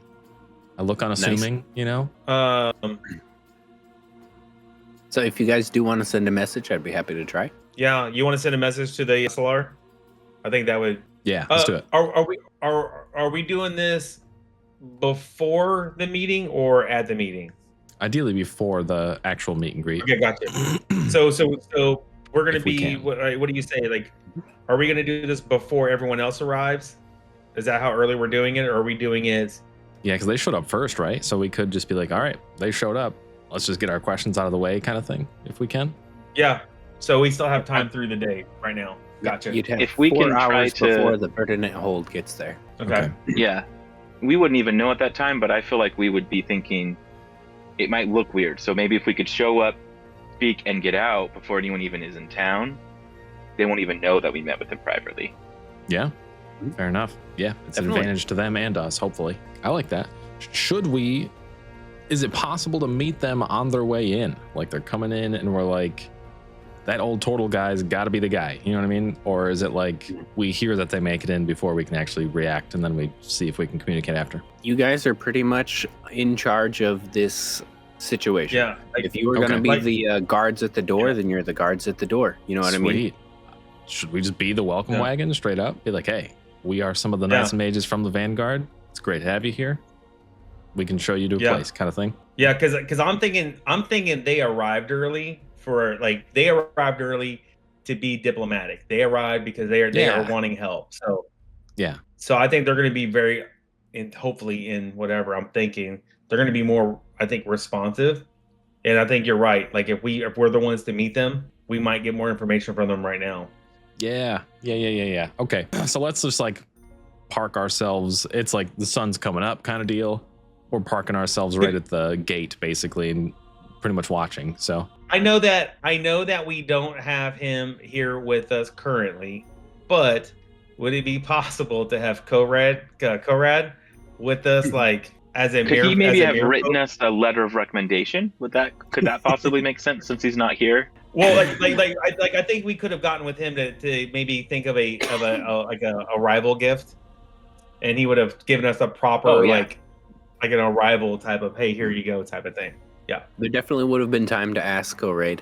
He would have given you some, like, Shells. instances. Yeah, like they use their shells to, they shave, they worship them, they use them as just like tools. So useful shells or durable shells would kind of be what they use for like day-to-day use.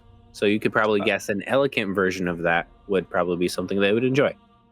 sweet. I'd also like to give him like pen and paper, like ink and paper. Something they don't really get that much, use of. According to Koraid, I remember him talking about that before. He was very interested in that. So something as well as a gift of like, hey, here's something like for you that's for you, and then something from us that kind of whatever. Something from Enz. Yeah. Don't forget he has perfect memory of like words spoken to him. So That's true. Yeah. be careful with your words. Yog will probably not do a lot of talking with this guy. Yeah. Good job, Yog. But definitely. What's their when they arrive? Is it like just the guy in a carriage, or has he got a bit of a crew around him? What's that look like? It's the guy in a carriage. He's got the crew with him. You would assume it's basically like enough people to run like a ship or a pirate ship. You know what I mean? There's 10, 12 people around this guy just escorting him. A lot of sea elves, mainly sea elves, to be honest. You're not going to see the merfolk or like turtleborn out of the water very often. And you can even see he's got a misting enchantment on his cart to ensure that he doesn't really dry out. Cool. Okay. Yeah. But you can see that the sea elves don't suffer the same hydrophobia that other water animals would. Okay. Sweet. Yeah. As they're coming in, let's do it. Like, I'm going to do the whole like waving, like we're already friends, all excited to see them and everything. And I'm not going to run up to the cart, but like, I'll kind of gauge their reaction to that and like take a few steps to meet them. You know what I mean? Yeah. But yeah, as soon as they're coming in, I'll just be like, it is very good to see you. Obviously, you are from the Thessalar Enclave. And I don't remember the guy's name, but my character would. So the guy would not be the one who stepped out of his cart. The sea elf would be the one who steps forward. Okay. And they would be asking for accommodations.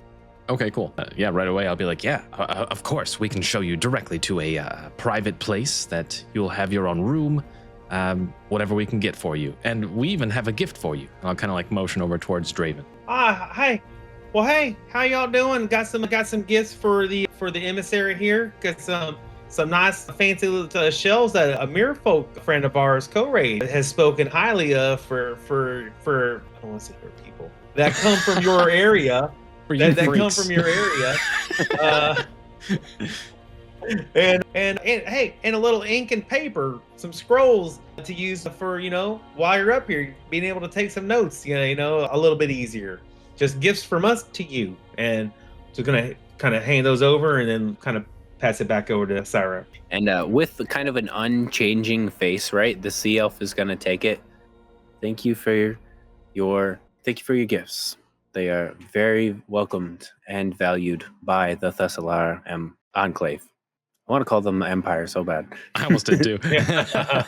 All right, cool. Yeah, we'll just be like, yeah, absolutely, of course. If you would like to follow us, we'll bring you directly to an inn that we have, a smaller inn that we've spent the funds on to ensure that is basically just rented out for you, like your place, so, or whatever. Yep, ends up pretty much renting out a hotel for each of the emissaries. They're all going to be in a different hotel. I wasn't just talking out my butt. And then, of course, as we're talking, we'll like ask how their trip was, like make small talk, be like, you guys ever traveled this far before? Who hosted the last one? Just a little small talk stuff, catching up. And they're actually going to put forward It's quite nice. Enza decided to host the Council of Katarana. This happens to be the shortest time we've ever traveled for a meeting. And, Enza being dead center in the middle of all of these cities, it's basically like a task to get over to the Solbrax Dominion, especially for the Thessalar. Like, they hate going over there. And you'll And it's all also incline deserty. that It'd it's be like, rough. it's also a center of debauchery, as the person who runs that place, it's a, all-week party from the Solbrax Dominion because of the Council of Katarana. So anything goes over there. Okay. Once small talk's kicked off, I'm gonna ask the question. I'll be like, so let's get down to the nitty gritty. We've heard that you've had some real issues lately with one of the newly established titans in our world. Yes, And, yes, it's terrible. I've never breathed so much smoke in my life. Smoke. If you don't mind me asking, what do you mean by that? Wasn't it Talaren that's bothering you? Yes, the nearly burnt titan has hosted itself into our bay. It's evaporating the waters and regenerating itself with the little bit of elemental resource we have in the bay. It may have also run into the magma titan as well. I cannot tell. Exactly. As soon as you said that, I was immediately thinking that. Okay. Interesting. So this we have thing's been no burning idea. for like weeks. Weeks it's been burning. What? So we have no idea the encounter that they've had together, but clearly at least Talaren has some scars from it. Interesting. It is healing though, at the cost of the Thessalar Enclave. I must ask, has Talaren in any way directly encountered you? Has she spoken to you, apologized, or tried to give you any kind of insight on how this is going to affect your own civilization? The area around the Titan is unstable. Energies fluctuate constantly, sometimes stealing the magic of others around them. We haven't been able to create contact with the Titan, but it is certainly in distress. Well, do we tell them that we kind of know her, kind of know Talaren? What do we do here? We just name drop well, the last time we were speaking. Yeah. Last time y'all got the stick. I think Yag would be lagging in the back a little bit, maybe behind the carriage, not with the rest of you. So I think he would have reacted if he'd heard that. Instead, I think he's to keep himself. He came up with a tactic to keep himself from talking too much, which is he got some kind of really tasty dried meat or something. So he's been eating that, and he's been offering it to the CLs, oh hey, you want no, but without trying to speak at all, just holding it out. So, unfortunately, that is slightly offensive to them because they're all pescatarians. That's awesome. Oh well. Okay. Okay. Instantly, Maybe without even he'll talking, you're offer them- offending them. Yeah, I know. I'm sorry. Maybe he'll offer them one of his little a little bag of herbs or something from his garden. Maybe he'll have something like that if they won't take the dried meat. Certainly. And they're always, in these occasions, normally people don't just take gifts willy-nilly, but from the council going on, there's probably going to be gifts flying around from all sorts of angles. So they're expecting gifts, and they're just oh, thank you. Okay. I have one thing They real want quick. to study where the Titans came from. So if we were to know where this Titan came from, maybe that would be a bargaining chip. It's true. I just want to throw this out there. We haven't done this with a single episode yet, but if you guys are somewhat confident that you can make the next session, I'm okay if this ends up being more than one session. You know what I'm saying? Yeah, We'll I just mean, patch no, it together in post. I know I'll make the next session. Yeah. So Draven's gonna be well, I think you guys got a right to be worried. Well, we've seen what these Titans can do, and their presence alone, it just warps the land and the lives around them. And you said she hasn't harmed anyone directly since she's arrived. It's more of a indirect with the sea itself changing, right? Yes. The sea, the animals, the energy that makes it all work, it's being sucked away. And that is precisely why we're here to talk about Enza's involvement in the Titans. Well, I can't say that we haven't faced. I mean, we faced Titans before. We've come across them, and I'm just gonna kind of look down at my arm that's not there, and I'm gonna be we have felt the impacts of coming against some of these Titans, and you might find this hard to believe, but we have faced Talaran before, and I lost this not in battle, but in her wake when she was awoken.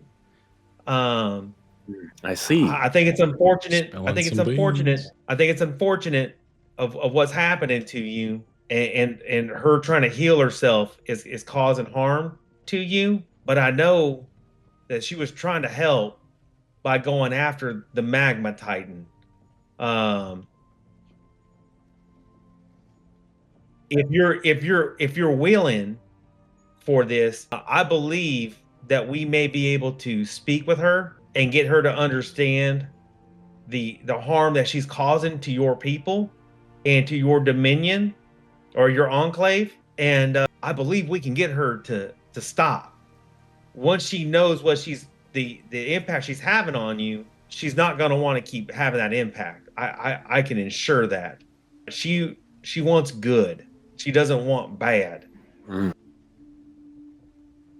That's Well, all that it is one means. of the many things. That is one of the many things we are here to discuss.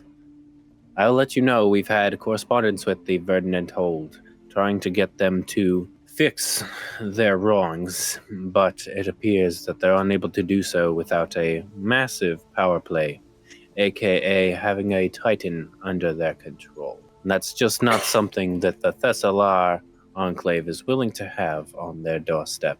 What makes So you if you can believe get that? it, What if you makes can you get it believe to that they move, I have won't her? argue. What makes you believe that they have her under their control? If you claim something for 200-300 years, and now it's a problem, do you get to say it's not your problem? Well, I ain't that their belief something is something that means they have control of it. I mean, it's a faith that they have.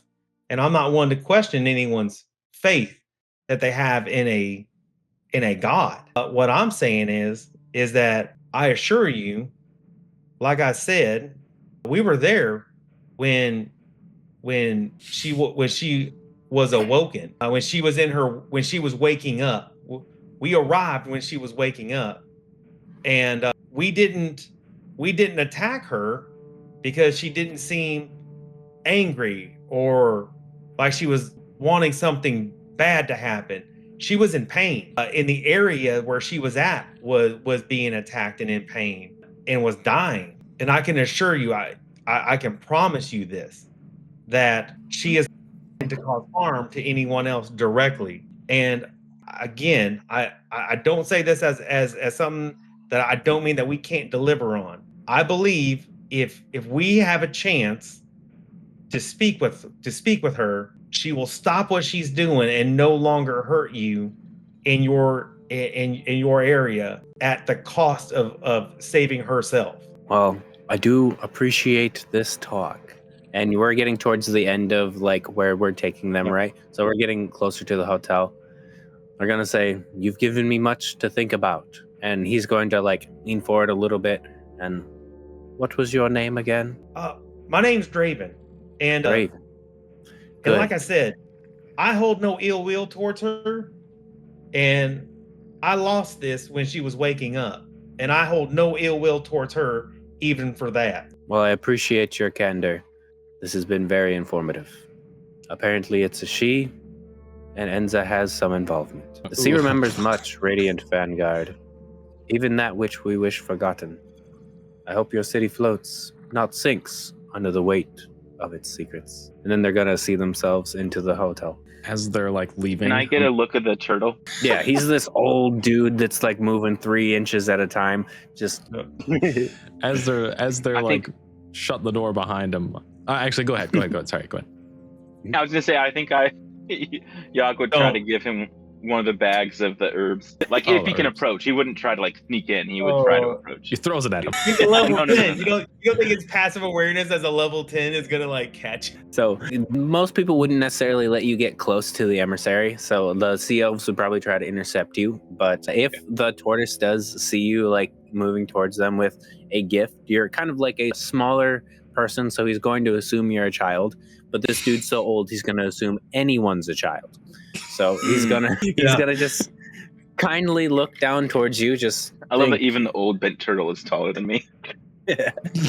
And he'll take this and he'll say, "Thank you, young one. What was your name?" Oh, do you want? I'm gonna ask for. I know that he like remembers everything, so I'm gonna say like the name that I go by or the name that I was given. What feels right for you? I know who I am now, so I am Finyog Slavio. And he's gonna hold out his hand. It's nice to meet you, Finyog. And he'll say, "Oh, my friends call me Yog, so you can call me Yog." Nice. And he's actually gonna shake your hand a little bit, but he's gonna imbue you with +1 intelligence rolls. Intelligence. So he literally emanates wisdom. He's oozing it. Nice. Wow. So within the interaction, you get +1 wisdom for today, or intelligence. Nice. You guys doubted me. As they're like finishing up and about to shut the door, I'm gonna kind of like not like lunge or anything, but I'll like, do one more thing to kind of like get their attention and basically just be like, oh, one more thing. I want it to be made clear that we understand that Verdant Hold's opinion of their own deity has changed as well with this event. They don't seem to worship her anymore. In fact, they believe that Talaren is corrupt. A lot of them fear her. So, let's all just try to go into this assuming that we all truly want the same thing if we can. The turtle is just kind of like gonna look back with a peaceful look upon his face and say, "I didn't come here to start war." I'll just be like, I suppose that's good for all of us. I'll just be like, Good. please enjoy your room. I think that went well. Yeah, I'm happy with that. I mean, It's pretty good. yeah. Good start. You can definitely tell they appreciate facts, wisdom, intelligence, stuff like that. So since you were so forthcoming with information, they've probably seen that as a good thing. Okay, So 4 hours until the Verdant Hold arrives. right. Okay.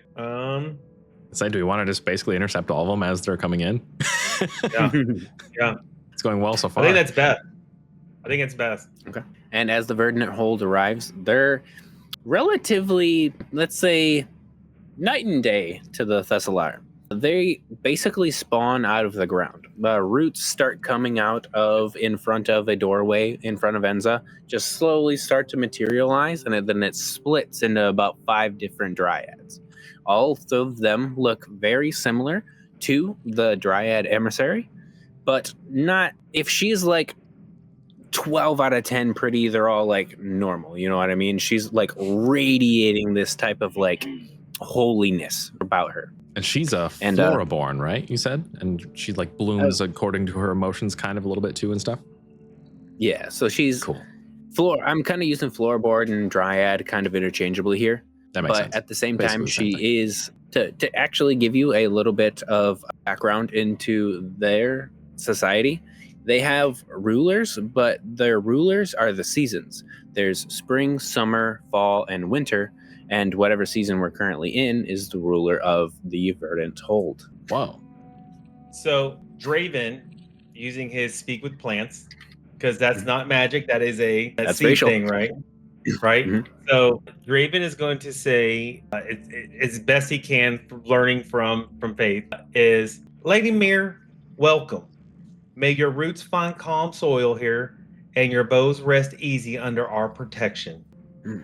And she's going to parody back. And I'm gonna say that in like plant, like speak, like yeah. And she's going to parody back. May you always find shade, and may the berries be sweet. Cool. Oh, that's so good. All right, yeah. Yog's gonna whisper to. He's gonna whisper over to Cyro and be like, "We used to think he couldn't do this, but he actually can talk to plants." And then I'll go back to common. I will go back to common, and I will introduce everyone. I'll be like, we do welcome you here. Right here we have Cyro, the angel-born cleric, mage with the Radiant Vanguard, and over here you have Yog. Draven just knows you as Yog, really, right? Yeah. And you have Yog over here. He's a knight of the Radiant Vanguard. We're here to welcome you and help you with anything that you may need help with, or escort you to your rooms. Certainly. And they are absolutely going to ask for quarters to be in a private area before the council starts. And we got a hotel for these guys. Heck yeah. All right. I think- and then I think Yog Go would ahead. bow when you introduce him, and his hat would fall off because he's like not used to the new hat yet. It's a little bit Yeah. thicker, maybe. I Nice. love it. And there'll be some kind of contraband in his hat. So he's like, Okay. oh, So I assume we're walking. Like we're going to be walking to their area now, right? Yep. All right. You guys want to ask questions? Yeah, let's chat them up. So we're already aware that they worship the Titan, the nature Titan of balance, Talaran. I don't know. What do we say to them? Do we start with that? Like, hey, So cool. So what can you tell us about Talaran? Instantly, they all stiffen, and you're going to notice that maybe this seems personal to them, and they're going to allude to, well, what we have to say shall be said among the council. Please don't worry too much, citizen. Well, I can tell you, I believe I believe she means well. I don't believe she means harm to anyone, and I feel like she's of the Titans that we know of, probably the nicest one that's going to be there and want to look after people. That's so interesting because we don't know how they actually feel about her right now. They're just like, how dare you? She's obviously evil. But I don't know much about Talaran, only from what I can gather from what we have here as our scholars. And I'm sorry if I offended you by asking. That's all I know, and I just figured I'd ask and see if maybe you may be able to educate me some more. As you can tell, I am quite interested in learning your ways. A friend of mine, Faith, she's a little fairy dryad that's been teaching me to speak your language, to become more fluent in it. So I'm trying to show I am coming at this as a very interested and educational type way. Definitely. And they're going to appreciate it, because they don't get this type of treatment unless the council is being held at Thessalara, which those are like intelligent people that would provide those type of accommodations. But the Karn Obsidia and the Solbrax Dominion would not give that type of cadence to them, right? Yeah, so for the most part, they're just going to be like, thank you for the effort.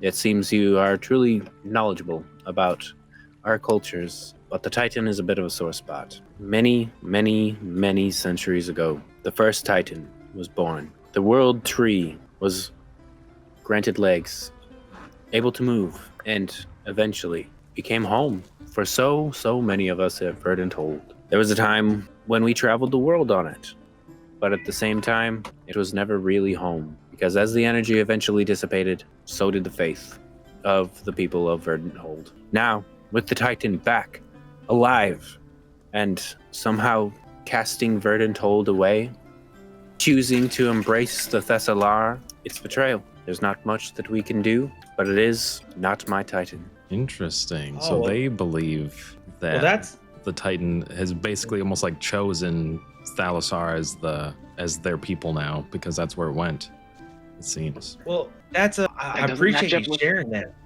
I appreciate you sharing that with us, because I don't know if you've heard or not, but we've heard reports that Talaran was trying to take down the magma titan that has been attacking the Karn Obsidian, and she got hurt pretty bad and was needing to heal and needed water to kind of heal herself and take care of the damage that was done to her by the magma titan. I don't know the magma titan name. She's actually going to cut you off right now, and with a little bit of a quickness, right?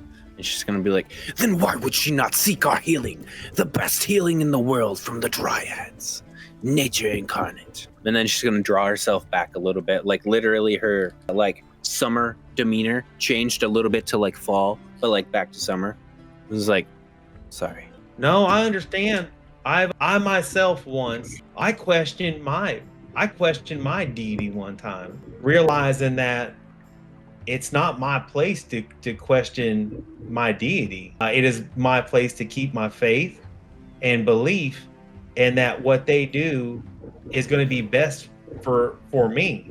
And I'm not saying that I'm not trying to call into question your faith, your belief, or in Tolerant at all. I'm just saying that we don't always know why they do what they do, but we must keep our faith that they do so in the interest that will be best for everyone. While I do believe Balance is their goal. I'm not sure if that means good things for Verdant Hold, and I just wish to be able to affect the forces at play. You could probably assume there's a large amount of energy that the Titan is taking right now, and if they wanted to get some energy from another section, that would probably severely cripple them for some time. Especially since the Verdant Hold is like plants. They're uniquely tapped into like life force and being able to tell energy around in the nature. So they could severely feel like a depreciation of it compared to the Thessalar. Yeah. Draven's not going to try to push anymore because Draven was just trying to get them to, again, understanding that of what they're like, what I have for them of like notes about them, of being like kind of logical in a way. Okay. Yeah. That they are gonna be about the balance and they're like strategizing more or less, but they're always gonna want to try to keep that moral high ground, I guess. But Draven was just trying to keep that balance. Like he could see they're angry, but trying to get them to remember, like to bring that anger back down to a logical level. And that's all I was trying to get after. So I'm not gonna push. I'm not even gonna mention at all in this case that we have met their God, because I know better. I can tell already that it's not that could go bad. Right. Yeah. So I'm going to leave that alone and that's why I want to go with like the reports that we've heard. Okay, definitely. Do you guys have anything you want to say to them? I've got one thing, but I want it to be another thing where like it's almost the last thing said if possible. So sure. Yeah, Draven's done, and Draven's just going to kind of walk until we get to there. I don't know if Yogg or could I have brought one of a plant that's like not doing as well for my garden and like just ask one of the side dryads like, hey, do you have any like suggestions on how to care for a plant like this? Like, is there anything you would suggest I could do? And like maybe talk to them a little bit about the garden that I have. Okay. They'd be like able to basically fix the problem on their own accord, but to suggest how you should go about it, they'd say tap into the plant's energy forces, feel its emotions, and give it what it needs. That is such wisdom. Do you guys think you might be staying around long enough I could show you my garden? I have a lot of like very rare and unique plants. I'd love for you to come visit. Like I'm gonna like maybe be hitting on this dryad a little bit as well. Maybe like, hey, you should come check out my garden. Place. Mm-hmm. So they're not necessarily gonna bite, even though I'm like come up to her knee. You know, yeah, they're kind of gonna appreciate the offer and maybe with like a smile just turn you down, like out of political obligation. You know what I mean? That's fair. Can I mention right, Cody, right before you go, Draven's gonna mention. Well, hey, if you guys do have time after this, there is a colony of dryads to the south of us that we did some rescuing, helping them out with an issue that they had with I don't remember what that was. But it was a shaman. Shaman. And that we helped them out with, and it's a whole colony of dryads now that maybe you can meet with them and maybe help them out or help them find a connection with you and help them find a home. Okay. And would we be able to have faith? Would we be able to have faith with us in this? Yeah, if you wanted to. You had 2 days to prepare. Yeah. So I'd have faith there. I'd have faith right there. I'm like, and this is Faith. She's from the colony of dryads that we rescued. And I just like to do like a formal, just a short as we're walking along, just a little short introduction type of thing. Definitely. And they are definitely going to appreciate this. They're going to look at Faith as if she's some anomaly more than a dryad itself, because all of the dryads are just purely tree girls. You know what I mean? They're just trees. They're not something turned into something else. They're going to look at the Faith and they're going to be very interested. And they're going to like note to themselves, not necessarily to you guys, but like all of them think it aloud at the same time. They're not connected to a home tree. And that's just going to be like, in dryad society, if you're connected to a home tree, you're like the lowest of the low in power status, material like gain, more or less. You're seen as cursed. And once you're able to break those shackles, you're seen as strong enough to exist in a dryad society. So someone who's broken their shackles, just walking around in Enza, quite encouraging for them. Oh, okay. But that's all thought to themselves, not necessarily said aloud. Yep. Okay, I'm done. All right. If we're all good then, pretty much like as they're, wrapping up and we're finishing conversation, as they're kind of checking into their hotel room or whatever and we're leaving, I'll do the same thing where I kind of lean in and I'm just like, one more thing, I want to make it clear that regardless of the motives of Talaren, at Enza, we widely respect her values. We want to be clear that the goodness and balance that she brings, even if we don't fully understand it, is an excellent goal and something to aim for, to be truly noble and better than average. And that's good. So just be clear that we don't know you yet. We're new here, but we are for you. We are with you. And we will be excited to work things out later collectively. That's it. That's good. That's good. We do appreciate the vote of confidence. And it's clear to see that the culture here flourishes as well. As they look over to Faye, they are going to say, before they close the door, your walls shine bright, but beneath their roots, something's burning. Tell me, how do you heal what this fire will consume? And then they're just gonna walk away. Cool. Like the last one was like I feel like decently positive. This one's like slightly positive, but more neutral. And also, sorry, I know I yelled earlier, but my mind was blown when they were mentioning the communication stuff. At the very beginning, the communication's getting shorter, and then clearly, like, they weren't communicating with Verdenholt. So that was pretty interesting. Just make sure everyone connected that dot. Hey, say that again. I'm sorry, I was writing a note. Sorry. The Thessalara Enclave was saying how they communicated to the Verdenholt about having them come help with Talaren, and they were saying like, oh yeah, we could come do that, but then like they would be in control of the Titan and stuff like that. And they're like, obviously we wouldn't allow that. But then what Verdenholt just said means that the Thessalara Enclave never actually communicated to the Verdenholt. That this communication was, they were actually communicating with somebody else, because the Verdenholt is like, they're like heartbroken that their god chose another. I see what you're saying. Catch. Good catch. Yeah, clearly their perspectives. Clearly that was communication that wasn't made, because their perspectives would be completely different. Even if they were like calling them liars for it, that would make more sense. But they're just straight up like, completely different perspectives. That is interesting. That's a good point. So someone's possibly messing with their communication. Could be. And you gotta, not that like we should point fingers, but it does sound like a certain group that's a little power hungry. The group that's like, oh yeah, we could come help take care of it. But yeah. Sand people. Yeah. Okay. Good notes. That was good. Good catch. That's cool. And with an hour until the meeting, the Karn Obsidia finally arrives. Hey, Cyro, just to be safe here, I'm not going to speak to them. Yeah, you don't intend to speak to them at all? You're very diplomatic. Well, I don't want to take a chance in saying something wrong. So I'll let you do all the talking on this one. I don't want to take a chance of saying that's going to get us in trouble. And I'm like immediately just like nervous as heck. I'm just like, but you're the leader. I want you to do the introductions, and I'm going to pay attention to what goes on, and I'll interject where I need to. But I'd like you to just take the lead on this and introduce and get them talking first, so I can see what their perspective is, if you don't mind. Yeah, just like large gulp, and I'm just like, all right, I suppose that's fine, sure. Oh, you got this. Hey, you got this, friend. Like, this is what you've seen how we've done this a couple times already. I got faith in you. You're a talker. You can do this. Blush a little bit. It's like, oh, all right, okay, all right.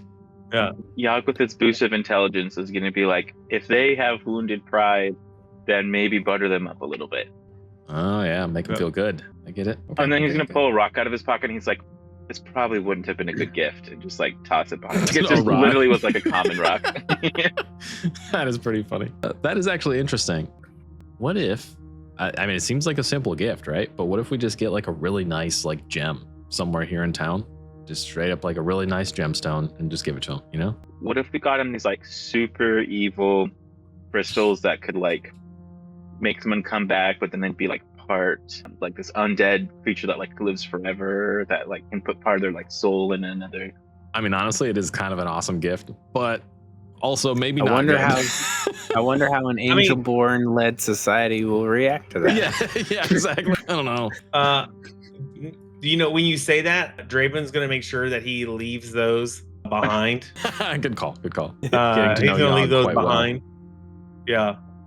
But I will give them a. I do have some of those crystals still crystals? though from the cavern. Yeah, from that cave. That's a good idea. Yeah, That'd be cool. that I- they do have like some sort of psychic type thing to them. I'm not really sure if they're psychic or sentient, but they had something to them that I will like to give that to the Terraborn High Priest as a gift. Okay. I'll give him 3 of them. I have 9. I'll give him 3.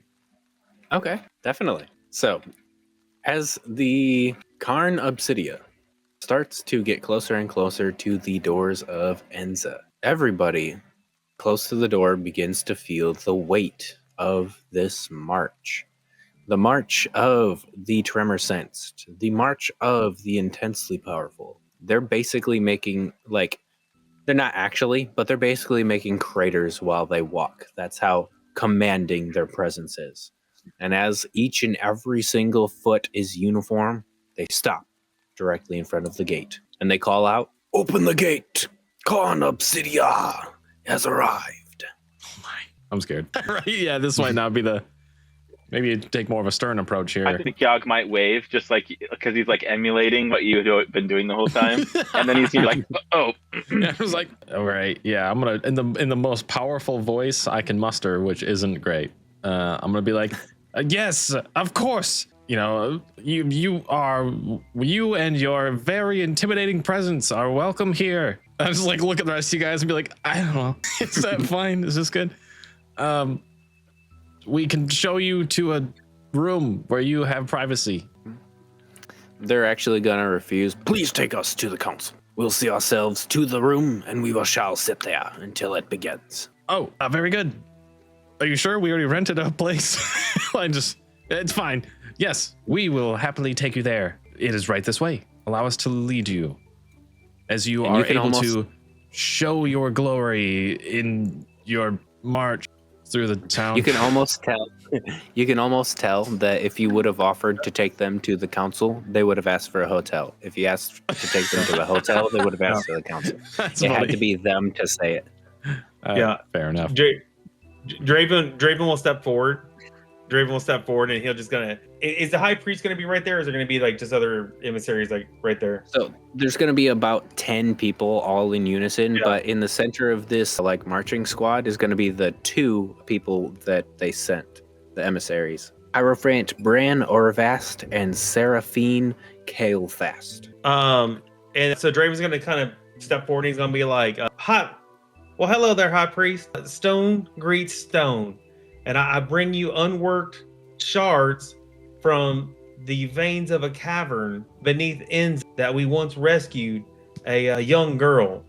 And these crystals have abilities that we have yet to figure out, but I am sure someone of your stature could appreciate them quite possibly. And I'm just going to hand them. I'm going to kind of put my hands out with the 3 of the crystals in my hands to kind of pass over to him. Okay. And he's going to say, "A gift, yes, expected." And he's going to take his hand out and he's going to grab all 3 of the crystals and he's going to just eye them quite a bit. And he's going to say, "Yes, the Lucidopsychosis crystals." And he's going to crush them in his hand. He's going to take the crystal from his hand, right? Or his head. He's going to take that in his hand as well. Crush all of the crystals into one, and his crystal is just going to destroy those. Like crushing 2 Skittles together, his is the dominant Skittle no matter what. And it absorbs all of that power, goes right back to his head, and back to circling his face. Oh, sick. This guy's awesome. Wow. Draven's just gonna kind of be sitting there going like staring at it, going like, God, I don't want to say it. Draven's he would. Draven's gonna like, Do it. oh wow. I don't think I've ever seen anyone do that with the crystal before. What was that neat little trick you did? And he's gonna say, "Us Terraborns, our racial traits, they truly begin to unlock as you get stronger and stronger. I'm able to control any gem or mineral around my body within a 1-foot radius, completely autonomously." Oh. That's cool. Well, hey, maybe if we get some time after this, you can I could take some time and maybe learn a little bit of teachings from you. I know the high priest that I spoke with that I learned from during my time of becoming a spellblade. Boy, they never talked about being able to do that. And Draven's just like, his fascination with gems and crystals, that he's just staring at his forehead now at that one crystal, like resisting the urge to bring his hand up to touch it, but he's just staring at it like, oh, and what kind of crystal is that you have at the center of your crown? I look down to Yogg and like see him kind of like, like motioning. And I'll just be like, yes, Draven, you should certainly study or something from him because he's clearly much stronger than you are. He's very strong, obviously. And the Karn Obsidia is going to start to get, let's say, slightly impatient. They're going to say, yes, your allegiance to the Karn Obsidia is required for the training. Also, someone like you might be allowed. Looking at Draven. And then looking over at Solari, and he's going to say, maybe you too. Looking over at Yogg, looking over at Draven, where is the hotel? Fair enough. I mean, the council room. Oh, right. Oh, yeah. Oh, yeah. So the council room is this way, is right over here. I know that we may only got about an hour left to go until the rest of everyone else gets here. But as we walk over there, as we're heading that way, I just got the... when was the last time that you guys held one of these councils with everyone? He's gonna think back slightly, and it's gonna be 10 years, maybe more. Last I've had to deal with the Solbrax, the better. So I know that we're fairly new here and we're very young to this world. But just out of curiosity, are you guys from this world as well? Or are you from another world? Were you pulled in from another world? Great question. Each and every one of these cities were pulled in from separate worlds. All of them have been here separate times. And the Verdant Hold has only been here for 40 years. Or the Thessalari Empire has only been here for 40 years. The Thessalari Enclave. Gosh. Yeah, I do. We get it. As long as we get close with these words, we're there. Yep. Solbrax Dominion has been here the longest. Karn Obsidia and Verdant Hold has both been here a couple centuries. Okay. I'm gonna try to switch the game up here a little bit. As we're traveling to the console room, maybe even as we're almost there, I want to straight up. Is it possible to talk? It's possible to talk with Seraphine as well, right? Yes, she's very stoic though. Soft nature, not necessarily interacting with anyone. She's almost trying to stay out of it. Okay, that makes sense. I want to walk close enough to her that when I say this out loud, not even looking at her, it's like kind of obvious that I'm talking to her because there's no other conversation happening, kind of thing. Yeah. I'm just going to straight up hit on her. I'm just going to be like, you are very beautiful. Just start the conversation like that. A fiendish screaming begins to form in your head as she walks straight by you. Oh, oof. And I'll just be like, I've never been rejected like that before. To further iterate the point of how gruff and militaristic they are, once they get to the door of the council, the leader is going to look directly at Draven, and he's going to say, would you like to get a crystal like this? And before you even really answer, like the crystal on his forehead, he's going to say, you make it yourself. This is my very own invention.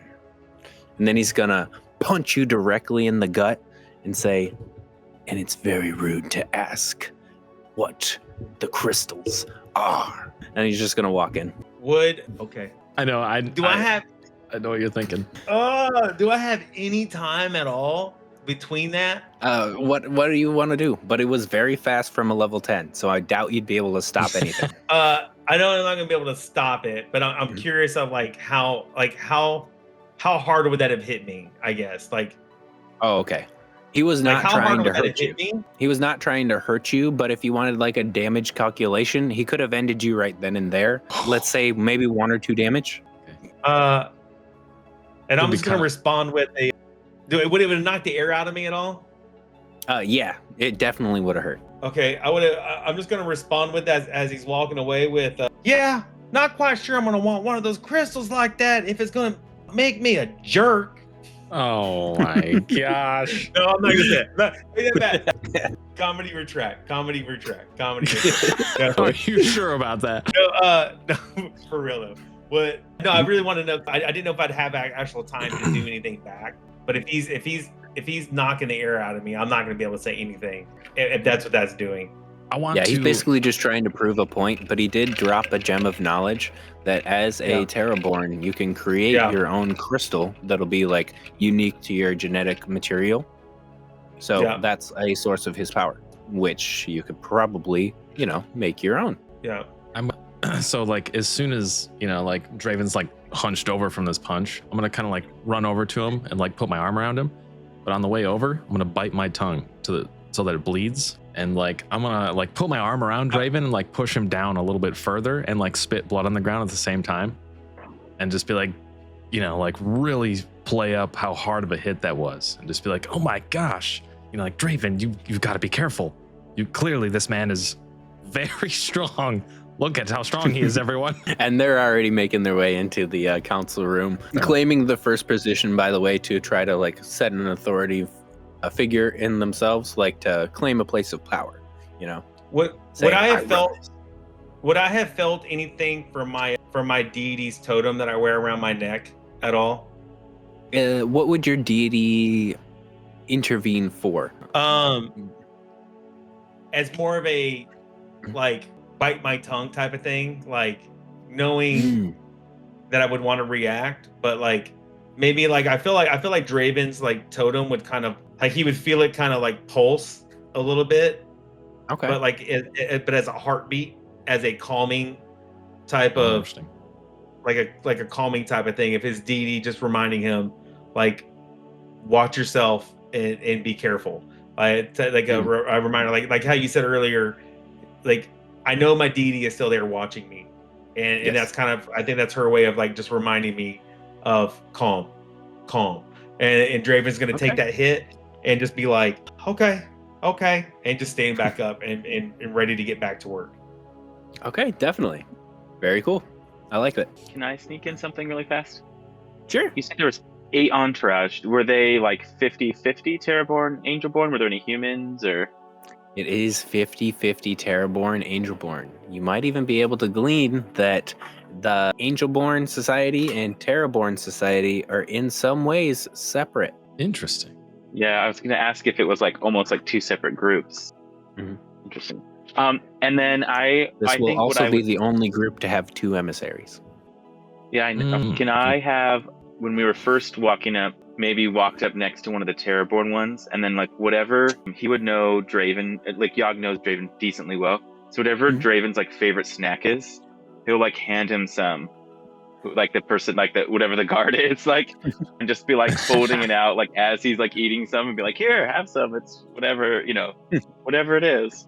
And if he doesn't like take it, whatever it is, he wants to sneak it into his pocket to try to totally. And then I think what he'll do is he'll run up, and after Cyro tries to hit on the one lady, we don't know her title yet, he'll like do that with one of the guards, and like go to like, he'll do the same thing over the last 2 days. He's like picked up on what Cyro's like favorite food is, and like have some of that. And then like if they don't respond, be like, by the way, you're very beautiful. Like say like the same thing. Definitely. So for the most part, they're going to take food, but they would like TSA the food. You know what I mean? Like they're going to grab your hot dog, rip it in half, see if there's anything inside the bun. It's a honey cruel donut, for the record. Oh, okay. Nice. So you'd have a nice little donut to hand over. Yep. And they would promptly destroy it in thinking that you were trying to poison them. Would they still eat it at all, or? He'd be like, it still tastes good in peace. No, they would not eat it. In fact, it's rations only for this group. Oh, okay. Those ones are tough. I don't have Those anything. guys are tough. And an hour passes, and then the council begins. Solbraxi Dominion is absolutely gonna be late, and you can see that people aren't surprised. Is this is the meet and greet set up like a cocktail party? Or like what is it like? So definitely the hall that I showed you guys earlier, there's going to be a whole bunch of food and drinks on it, party favors, all of that. They're going to try to get you comfortable and schmoozed up so that way the real talking can begin. Okay. But I do have to ask you guys, do you want to make this be a part 2? Yeah. Okay. I'm for it. I don't want to rush this now. I've got like, all these notes and like. Yeah. I'm invested in this also. Before we go, So everyone is in the council. I just want to get like what scene we have right now. So all the emissaries are there. Yes, everyone's arriving. It's now time for the meet and greet, greasing elbows and shaking hands. Are the emissaries escorts with them, or is it just the emissaries themselves? This room is packed. The picture doesn't necessarily show how big of a room it is, but it's enough to fit 10 of each of the people that are brought along with the emissaries. So it's basically like large room, but in the center of this room is the circular table. Okay. Large circular room. Center has the table with the chairs around it. You said there's food on the table is where it was going to be served from? Yep, food and drink Okay. constantly being changed out by the help. Is Sister Guards Anya around the around us outside. at all? What'd you say? Where's Sister Anya at with all of this? Anya is now there meeting and greeting at the same time with all of the other emissaries. You can tell that she's a little bit stifled by this type of environment. So she's kind of like, in a way, sitting by herself or with her own entourage. She's not necessarily doing the meet and greet how you're supposed to as a political person. So she's very much scared in this situation. Okay, fair enough. Okay. I know I want to just keep playing, but it's gonna be a lot more playing, I think. No, yeah. I just want to. I want to make sure I know what the scene is looking like before we go. Mm-hmm. Okay. Definitely. Because like my next thought is like we should go straight up to Anya and just be like, hey, listen, this is what we already did. Like you can totally talk to the first two. Like you can totally talk to the Verdant people and the whatever. But like I said, I also wanted to make sure she made it here. Yeah, fair enough. It's good that she's here. Yeah, I wanted to make sure she made it here and that we just didn't like skip something where we're like, oh yeah, we forgot about Sister Anya. Yeah, and she's dead. Don't know what happened. And I want to give one more final like timeline point too. Good like 30-40 minutes into the meet and greet, you're going to see the Solari Empire make a grand entrance. Oh boy. And this is going to be quite troubling because the Solbrax Dominion are going to make their entrance. This is going to be a little bit troubling because a gigantic gust of sand bursts through the doors of a heavily warded room, almost as if it did not matter. They slide in with some style, an Anubis-like fiendborn, riding the wind, riding the sand. He has no entourage. Oh, this guy. Holy crap, that's Jason Bourne. All right, interesting. I'm wondering if there's a way we can play like the Karn Obsidian, just something to think about, the Karn Obsidian's dislike of the Solbrax Dominion as a way to like get them to be on our side of like, we are a useful ally even if we're not.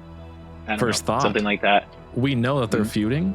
We should like literally, as this happens, the sand, recognizing the sand and everything, whatever, all three of us like should make a whole show of jumping in front of their entourage as like, like protecting them, even though they don't necessarily from us, you know what I'm saying? But we should make it a whole thing, like expecting this must be their faction kind of thing. So we're just like jumping in front of them, like, hold on, protect them. We know this is their enemy more or less. And then just be like, oh, all right, it's chill. He's just here now. Okay, cool. Yeah, whatever. No big deal. We weren't protecting you or anything, You're saying jump in front of the Karn Obsidia? Yeah. As basically just a, No, I don't think we can, because if we did that, that would insult them because of the fact of how proud of a military that they are. No, that's true. They don't need our protection. Who are weaker than them. Or do they see it as bravery? God, you're right. Or do they see it as bravery? Because if we don't do something, they're going to be upset with us. But if we do something, then they're going to be upset with us, almost like the room with the hotel. Exactly. I think your gut is right that they'd be insulted. It'd be better if we came and stood like next to them, or maybe like slightly behind or something, like in a support, like to flank, like so supporting their flank. Like you don't need us to stand in front, but like we would be here to help fight alongside. But we stand by your side. Yeah. We stand with you. Yeah. Yeah, I like that. Not literally being their shield, but like taking a few steps closer to them as it happens. Yeah, it's fair. Okay. Well, like I said, we're just going to keep playing for ourselves. Oh my gosh, yeah. This is wild. No, that's a good idea. And we can really pick up pretty much from whenever you guys want to, whether it be talking to Anya the 30 minutes before the Solbrax arrives. But to add one more thing, as the Solbrax arrives, it's Pharaoh Karum, and he is a very boisterous type of person. He's basically walking in like, "Hey, party people," you know, trying to be that type of guy. He's more Batman than Jason Bourne, is what you're saying? Yeah, Batman. yeah, absolutely. And there's already quite a bit of tension and contempt in the room, just with the people at play currently. But now you can feel the tension being cut with a knife. Yeah. Yeah. That sounds right. Cool. I'm excited. And honestly, it's pretty cool because even if like we get more other people that join for the next session of this adventure, it makes sense because like they would be around, you know? Definitely. Easy.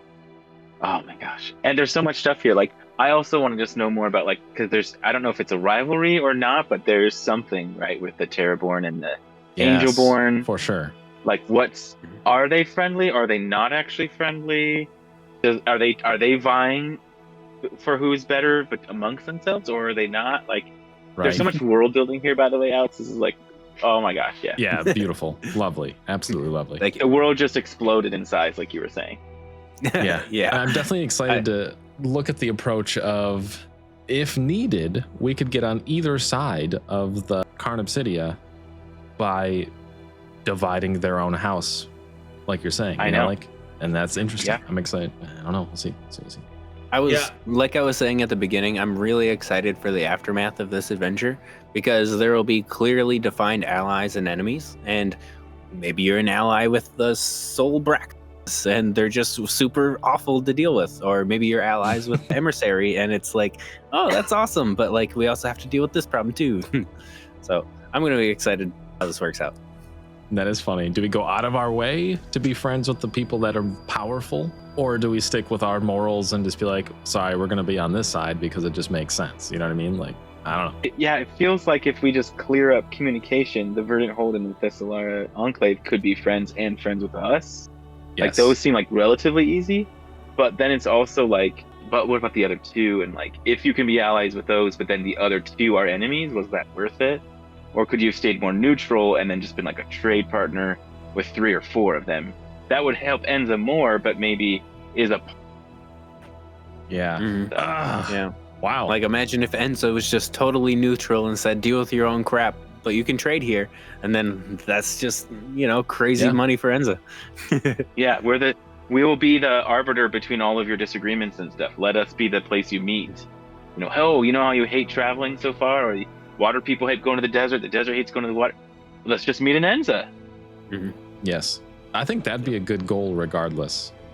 Like, that's the best case scenario for sure. Like, we will remain a central hub for all of you, like regardless of our views. We're willing to like set that in place, kind of thing. Like that'd be a good goal, no matter what, if we can make it happen. Try to say something neutral, but then I feel like someone might be like, force the issue of like, well, be on our side, and then what do you do? Yeah, in a good way. That would be awesome. Yeah, I'm excited. Yeah. At the very least, we know that the Karn and the Soul Brax are vying for a leadership position to go after the Titans. So they're at least saying, hey, let's all work together, even if it's like with my iron fist. But like, we're not necessarily in war talks yet. We're in peace talks. I just feel like there's something we're overlooking. There is something we're overlooking because of the sabotage still, right? There's something, like, I'm really curious. This is my thing. When we get back, like when we come back, I can't believe we gotta wait a whole freaking week. Right. God. But I think as we talk with the others, like we need to find out like what they each know of each other, like what type of communication that they have had to find out, has someone been messing with the communication? Because it may very well be just a completely other entity that's not even part of any of these cities, right? And I'm also curious to know what they have, if they have any issues with the Reapers at all.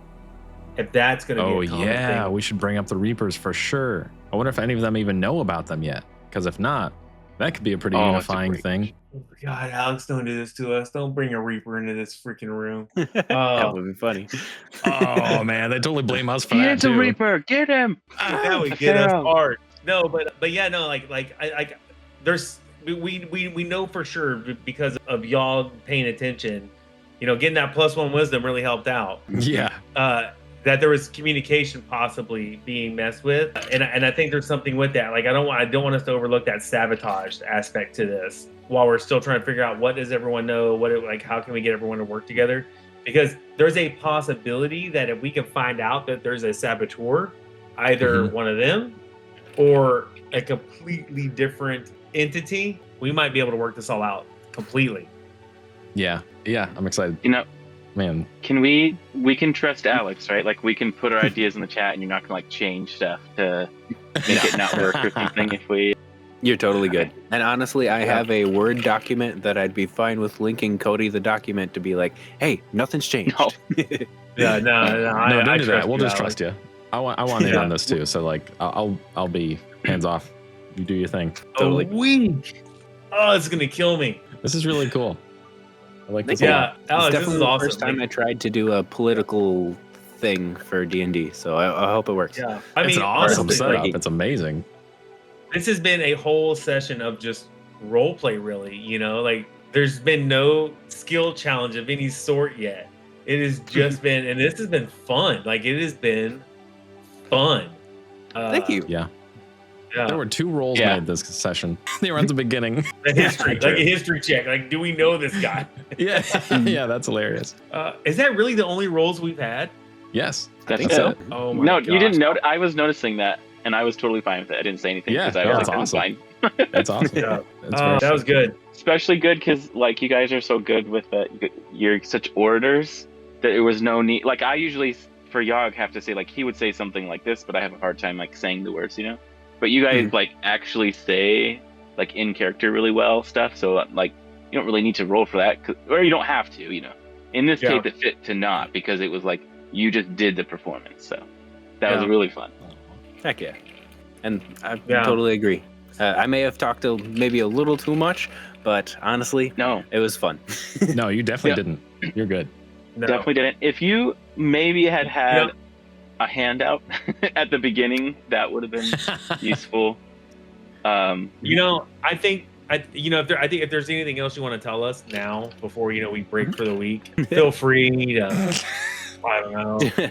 Oh, did you have? Perfectly fine with dropping the description of the place if you want. Yeah. To just kind of give you like a frame of reference of their like culture, but Yeah. it won't spoil anything. I promise that. Okay, as long as it doesn't spoil, and it would make sense for us to know the info. Like maybe we did research on each of the cities if we could.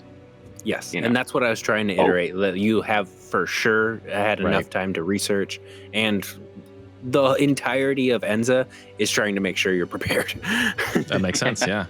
Did you have also, Alex? Did you have like scripts for what they were gonna say and stuff? Because I feel like you didn't have to think like we did. Yeah. We were No, like you did it. hemming and hawing, and you were just like boom, and you had like stuff ready to go. So I have a quote for each one of the like emissaries, so that way they like had a hardline stance for what you guys were saying. But I didn't say the entirety of the quote if you covered some of it like through your discussion. Yeah. So there's a decent amount of stuff that it's not like set in stone, but you guys are doing really good, like running down what I kind of thought might happen. okay. So it's helping out for sure. The only like really scripted thing was the very beginning where I was like, here's the script. Yeah.